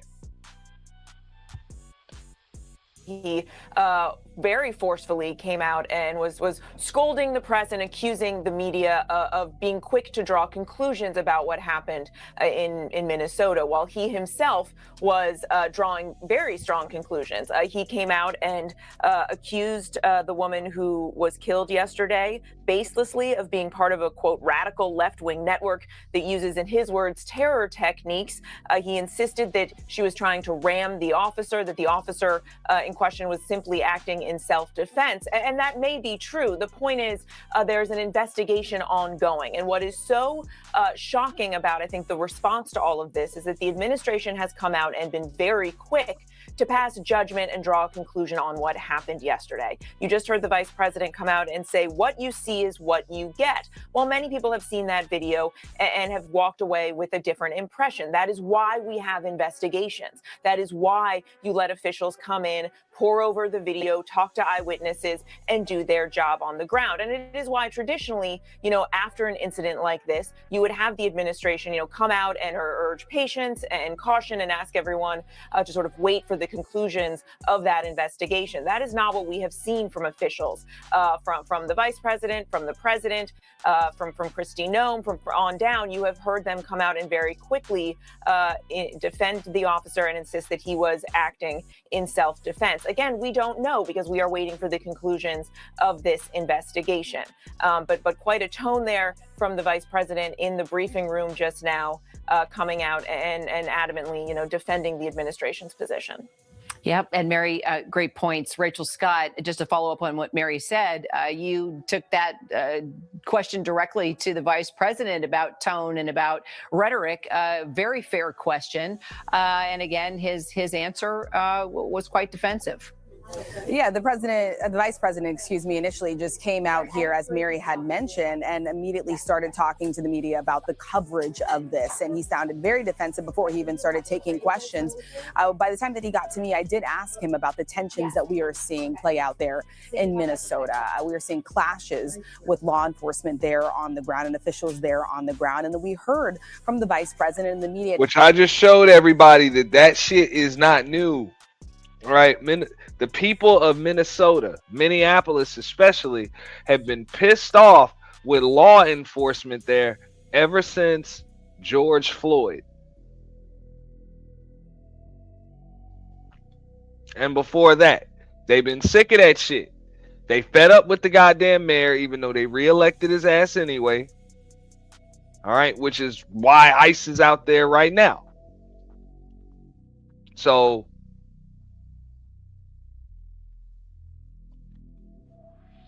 I mean, in my opinion, and I'm about to get up out of here. I'll probably be back up, on some late night shit, because I've been a little bit busy today and I'm kind of working on a project right now. But this is my take on it. All of this stuff that you see from ICE in all of these cities, and what you see a lot of people either pissed off with or protesting about, it's all a function and a product of like your local officials dropping the ball for years. For years.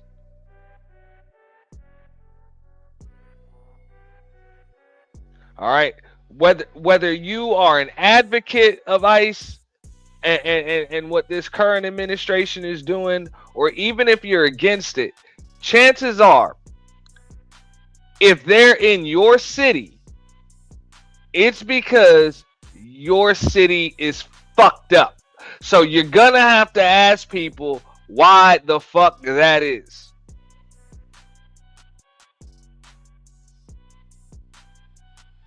Because where I'm at, I'm pretty sure, man, it's a lot of immigrants over here. All right, I'm in Palm Beach County, Florida. It's a lot of them, and I'm sure a lot of them are illegal. I don't be seeing ICE.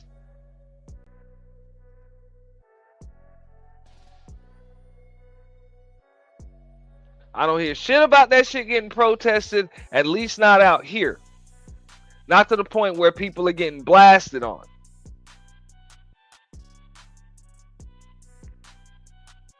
And I just pulled up this stuff from Minnesota which we can go back to it again if you guys didn't see it. This is from 5 years ago now. 5 years ago. This is Mayor Jacob Fry, who's still the mayor today. Mister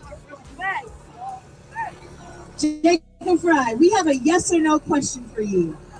Yes or no, will you commit to defunding Minneapolis Police Department? What did I say? We don't want no more police. Is that clear? We don't want people with guns toting around in our community, shooting us down. You have an answer? It is a yes or a no. It is a yes or a no. Will you defund the Minneapolis Police Department? All right, be quiet, y'all. Be quiet, because it's important that we actually hear this. It's important that we hear this, because if y'all don't know, he's up for re-election next year. He's up for re-election next year. And if he says no, guess what the fuck we gonna do next year?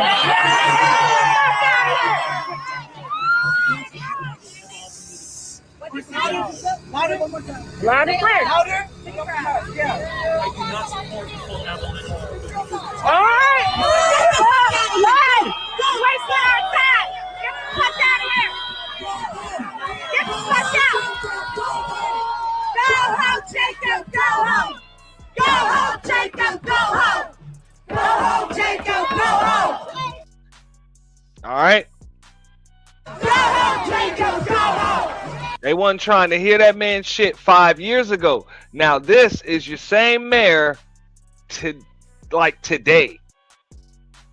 Justice and to make sure that there is an investigation that is conducted in full. But what we do know is that a 37-year-old woman is dead and that she was shot by ICE. We've dreaded this moment since the early stages of this ICE presence in Minneapolis. Not only is this a concern that we've had internally, we've been talking about it. They are not here to cause safety in this city. What they are doing is not to provide safety in America. What they are doing is causing chaos and distrust. They're ripping families apart. They're sowing chaos on our streets. And in this case, quite literally killing people. So they are already trying to spin this as an action of self-defense. Having seen the video of myself, I want to tell everybody directly, that is bullshit. This was an agent recklessly using power that resulted in somebody dying, getting killed. As soon as it happened and we learned of the incident, we had several priorities. The first, of course, was to get the victim to the hospital and to get care as soon as possible. To the family, I'm so deeply sorry. There's nothing that I can say right now that's going to make you or your relatives or the friends of the victim feel any better. There were, I believe, 2 Minneapolis police officers that responded and were in the ambulance on the way to the hospital. The second was to get ICE off of the scene. There were dozens, if not hundreds, of ICE and federal officers that were there at the time. Having them there was only causing more chaos. Having them there was only making a difficult situation even more problematic, and one that, yes, they created themselves. There's little I can say, again, that'll make this situation better, but I do have a message for our community, for our city, and I have a message for ICE. To ICE, get the fuck out of Minneapolis.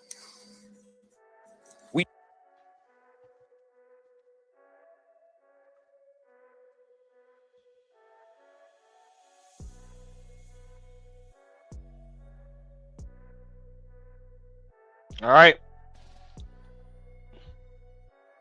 So that's my point.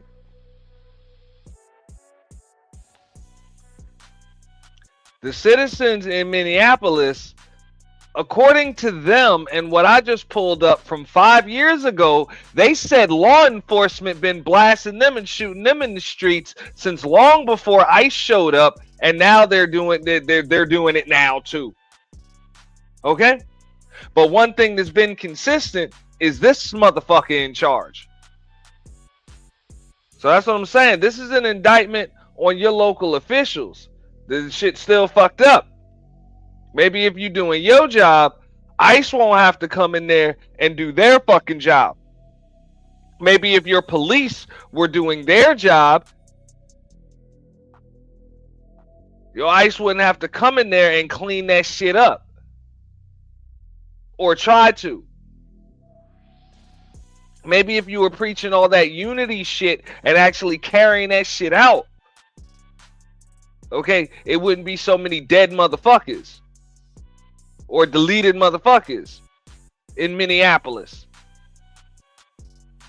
When policemen and women and federal agents, ICE agents, Homeland Security, everybody go in there to do their job, somebody end up getting fucking clapped, blasted.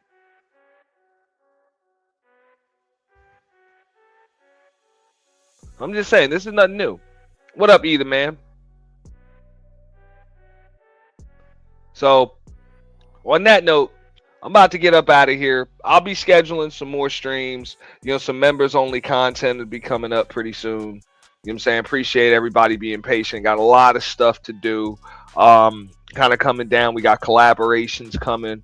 You know, new platforms we'll be moving over to. We want to wish Just My 5 Cents a happy, healthy, get well soon. That's one of the reasons why you haven't seen us for body camera breakdowns and reactions. We do have content footage kind of queued up, but Just My 5 Cents is a little under the weather, so she might be in the clouds. Just if you're listening, we love you, Just My 5. Get well soon. You know what I'm saying? I'm going to get up with you, but in the meantime, just get you some rest, get well soon when it comes to that. On that note, pleasure hanging with everybody. That's just my take on it. Right here, I think American citizens should just stay out of what the fuck is going on with ICE. It's pretty fucked up. And definitely don't use your car, as a weapon. And I mean, if you have an ICE agent standing in front of your hood, whether their toaster is drawn or not, don't put the car in drive and hit the gas. It's not smart. It's just not smart. But it's definitely tragic. We don't want to see loss of life, not from American citizens, not from, immigrants, illegal, legal, whatever the case may be. I'd like to see no loss of life, even when these agents are doing their job. You don't want to see anybody get hurt. It's pretty fucked up, and it really shouldn't get to that point. So, anybody that's advocating, for violence or doing anything other than the peaceful type of protesting, hey, that's a serious damn issue. That's a serious issue. Let these people do their job. You do have a right to protest, but protest peacefully. None of this stuff has to happen. It shouldn't happen. There's going to be an investigation when it comes to that. I hope they review it, come to whatever the fuck conclusion they come to. But I'd like to know where all of this outrage was, because just like this mayor is saying, hey, families are being separated. ICE is in there taking motherfuckers to jail. Hey, man, y'all been doing that shit for a long time now. For the last 40 years, law enforcement been separating motherfucking families, taking motherfuckers away, blasting motherfuckers in the goddamn street. Brutal with it, too. Brutal with it, too. Where was the outrage then? I'm sorry, I don't have no outrage now. Hey, I got faith in the judicial system to handle their business. What up, Chris Reed, man? Appreciate that $5 ball. People just fighting for their workforce. ICE is taking the workforce away, and they're willing to die for it. The American people. Yeah. Hey, I'm not gonna disagree with that. I'm not gonna disagree with that. I don't, to be honest, I don't know what the, I don't think, I think a lot of people don't know what the hell they're fighting for when they're fighting this shit. Because I mean, it just like this dude said, this mayor said, like, hey, they claim that they're fighting for you know, families being broken up and all of this chaos and confusion and shit like that. I'm like, the fuck out of here. This shit been going on for 40 fucking years. Like 40 almost 50 years now. With wars on drugs, crime bills, militarized police force, mass incarceration, all of that shit. All types of acts of police brutality, racial profiling, all of that shit been going on right in Minneapolis too. I ain't see no protests and all this damn outrage. Until motherfuckers started getting this shit on camera and video. Till George Floyd and shit. So in this case, I'm like, you getting folks that aren't even citizens, and now you got ICE rounding them up to deport them. I personally could care less. Like, I'm indifferent to that shit. So when I hear that American citizens are taking live ammunition to the dome for this shit, but hey, weren't no American citizens taking live ammunition to the dome when actual American citizens were the victims of this shit? And a lot of these urban areas, a lot of them still are. Like there's a lot that still are. Like I say, militarized police forces, you know, all types of skewed laws and shit. Skewed laws, fucked up sentences, all of that. That's what I'm saying. When black folks bared the brunt of this shit, I ain't hear nobody saying shit. They were in favor of keeping the community safe. You give a fuck. You give the cops tanks, semi-automatic weapons, you know what I'm saying, and just fund them and make them the most well-organized gang that you possibly could. No, and allow prisons to be privatized, contribute to mass incarceration and all of that shit. And motherfuckers getting clapped all in the streets and shit by cops. Wasn't no outrage. So I'm sorry that woman lost her life and everything else, man. I'm sorry. But hey, just like I'm going to let the ICE agents do their job, I'll let the federal prosecutors and shit do their job too. Whatever, that's not my issue. Shout out to Jill's Comfort Zone. You know, but what I saw when I saw this video right here,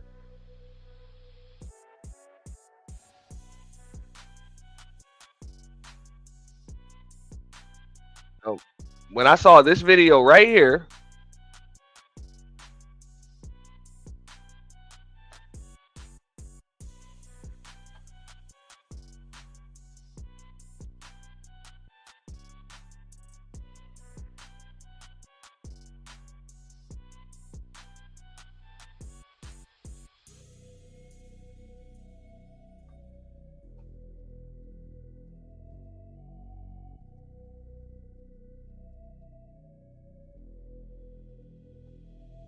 hey, I see somebody using their car as a weapon. That's it. I see some agents defending themselves, man. I'm sorry about that, but hey, I'm not a prosecutor, and I doubt I'll be a juror or any of that shit in this. I just got an opinion. I'm just a dude with eyes and an opinion. That's it.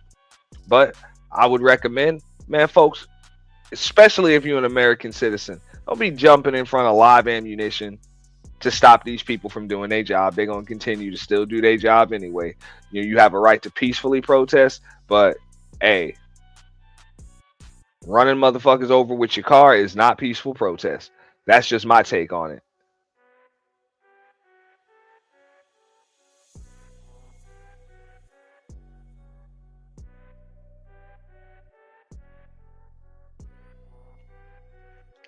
Like I say, I don't think these people know what the fuck they're protesting. I think there's a lot of folks that just don't want to accept that the 2024 election actually happened and the shit's over.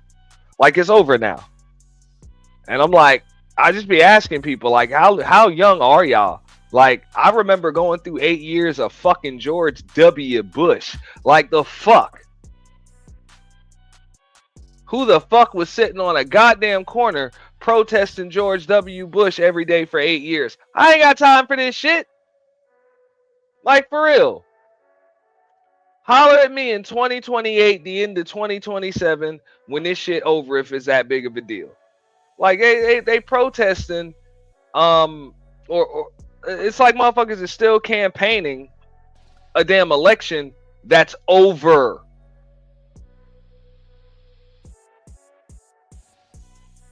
That's it. Like Trump or not, that man said, he said what the fuck he was gonna do. He got elected, and he's doing what he said he was gonna do. Had the dude not won, this shit probably wouldn't be happening. But he did win. So next time, hey man, make sure whoever it was you voted for wins. I don't know, or hope that shit is the case.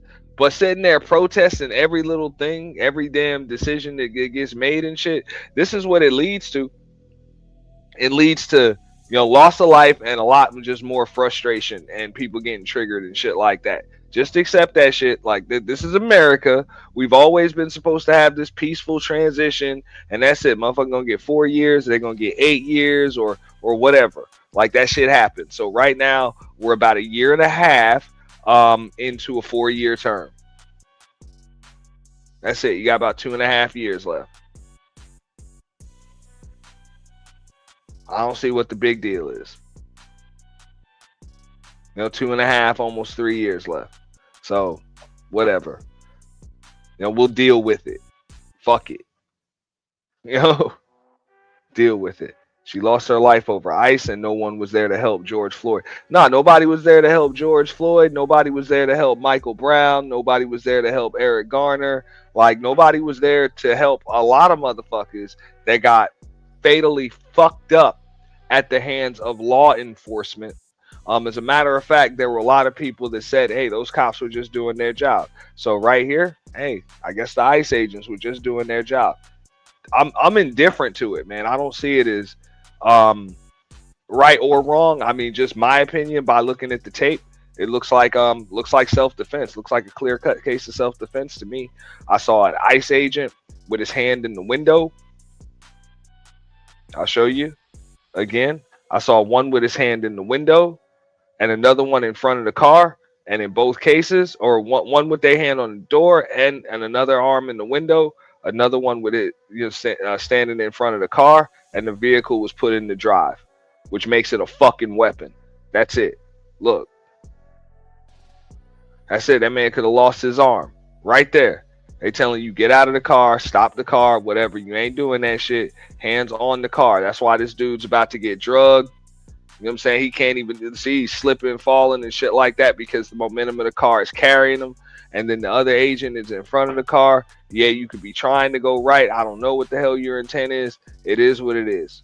Hey, was there another option other than lethal force? Maybe. I don't fucking know. But that's the option he chose to use. That still does not negate the fact that that shit's self-defense. So whatever. But I'm not a lawyer. No. But now, on that note, man, I'm about to get all the way up out of here. Well, not all the way up out of here. I'll be back probably a little later, maybe even early in the morning. We'll get some more topics going. Friday definitely going to be fun. Yeah, it was a wild one, Jill. It was a wild one. And I know there are a lot of folks that are going to have, different conflicting opinions with that. And that's cool. I'm indifferent to it because it's fucking ICE. Like, I don't know what the hell that shit got to do with me. I was born at Wood Hill Hospital in Brooklyn, New York. I ain't really worried about that shit. Like, for real. Really not. I have a damn thing to do with me. If I commit some kind of crime or something, they will. Hey, I do not pass go. I do not collect $200. They taking my ass straight to jail. I don't have to worry about getting deported. That shit is not my issue.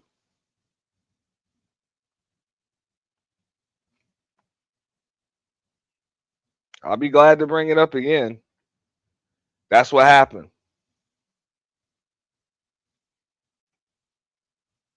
No.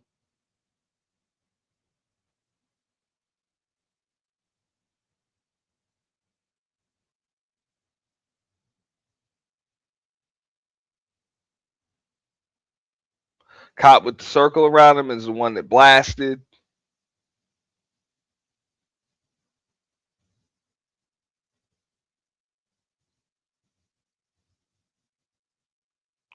Got one cop with his hand in the car, the other one in front of the car. When the car gets put into drive, hey, it becomes a weapon.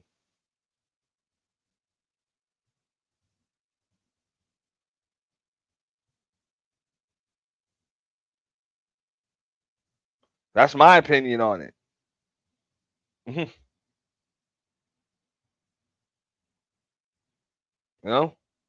So is there a better way to handle it? Probably, but that's the way that shit got handled. So, hey, that's my take on it. I know some people were like, "Hey, the cop should have just moved out the way and let them." I'm like, "Look, this is not a high speed chase situation where it's like, yo, don't follow them or some shit like that. If the car is being used as a weapon, I don't know what branch of law enforcement isn't able to defend themselves against someone that's using a weapon. And since when do law enforcement agents have a duty to retreat?" Oh, so that's what that is. But it's a shame that woman had to die. I hear she's a mother of 3. She's a mother of 3, and she's also, she's in a alternative lifestyle relationship. She's married to a woman, so she got family, loved ones, and they lost a loved one. So that's a shame that had to happen over a situation like that. Definitely a shame that it has to go that far. But that's why I say, look, we Americans, we got the right to peacefully protest. I wish more people would just do that. Protest and protest peacefully. Don't be out in the street. Don't be using your car as a damn weapon. You know what I'm saying? If you got agents in front of your car, don't hit drive. Don't hit drive. Because they might just blast your ass. Like that's and it really doesn't matter who's at fault and who's not. When a life is lost, there's no bringing it back. There's no bringing it back, regardless of who ends up doing time. You give somebody 40, 50 years, you give somebody 450 fucking years in jail. Once somebody's gone, no jail sentence, no amount of protesting and shit's gonna bring that shit back. It's gonna bring that person back. So situations like that are just better off avoided. Avoided. And I think the best way to avoid that is just to let these people do their job, whether you agree with the job that they have to do or not. It doesn't matter. Let them do their job.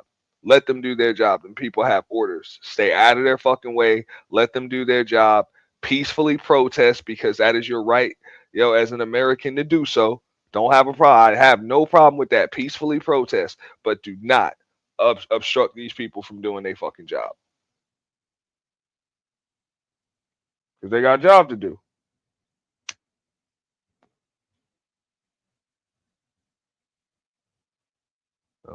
And they armed for a reason. What up, Drip? Salute. He said, yeah, just like that black kid that lost his life on that train, because he was saying he's ready to go. So the soldier put it in his hands to take it. Yeah, that was wild. And then if I'm not mistaken, I think that's the case where they found out that kid had some he had some mental, mental issues too. And that was a shame too. So like I say, man, these people have a job to do. And again, that's why I brought up, the scene from 5 years ago in Minneapolis. I'll bring that shit back up one more time. And now I'm kind of rambling, but still. Our community, shooting us down, toting around and clear. We don't want people with guns toting around in our community, shooting us down. You have an answer? It is a yes or a no. It is a yes or a no. Will you defund the Minneapolis Police Department? All right, be quiet, y'all. Be quiet, because it's important that we actually hear this. It's important that we hear this, because if y'all don't know, he's up for re-election next next year. He's up for re-election next year. And if he says no, guess what the fuck we gonna do next year?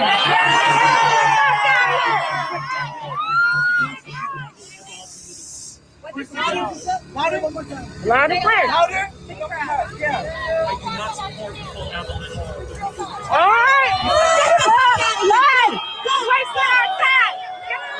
Okay, so that and you would think that shit was today. No, that shit is from 5 years ago. That's from 5 years ago. That's the mayor of Minneapolis. This is from today.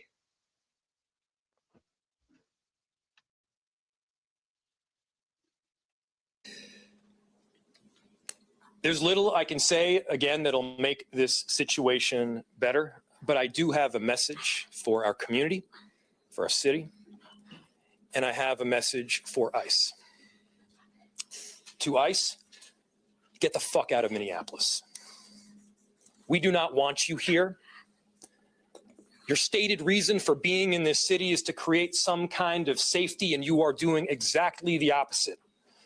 People are being hurt. Families are being ripped apart.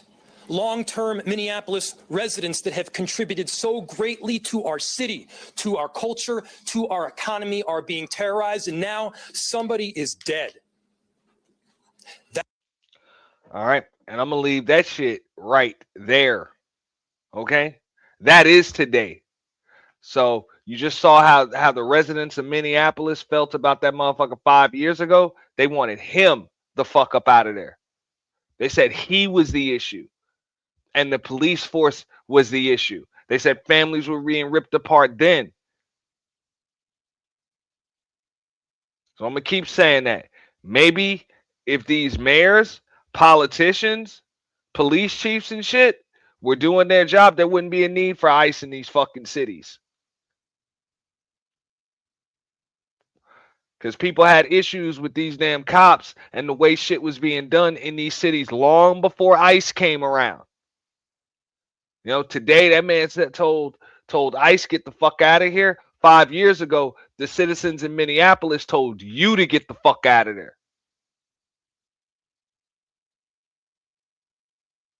What's up, Just My Five?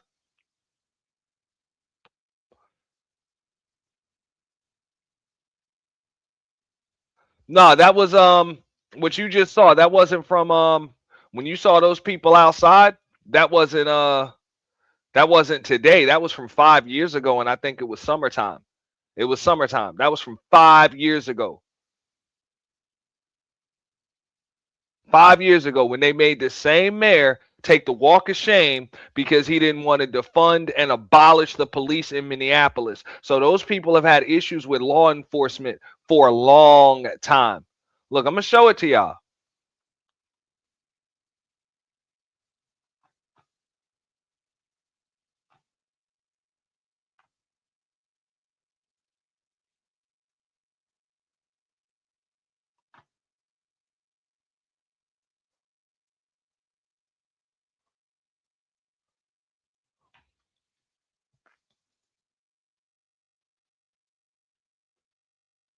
All right, so you see that? That walk of shame video? That's from 5 years ago. 5 years ago. And what I just showed you,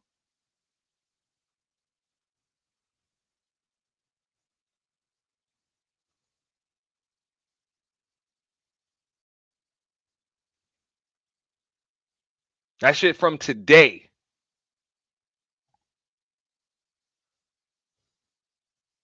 January the 7th.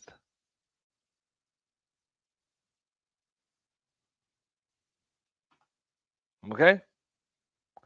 Same mayor, same bullshit. Somebody dead.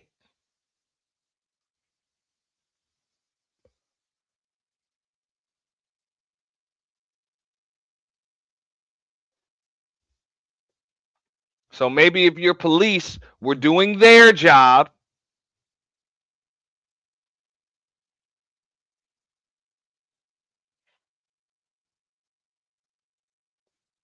there'd be a few more people still alive out there.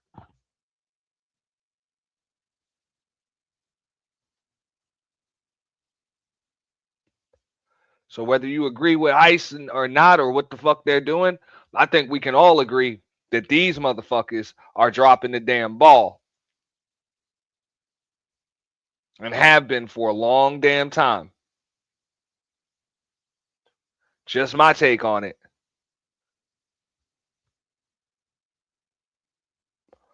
You know, just my take on it.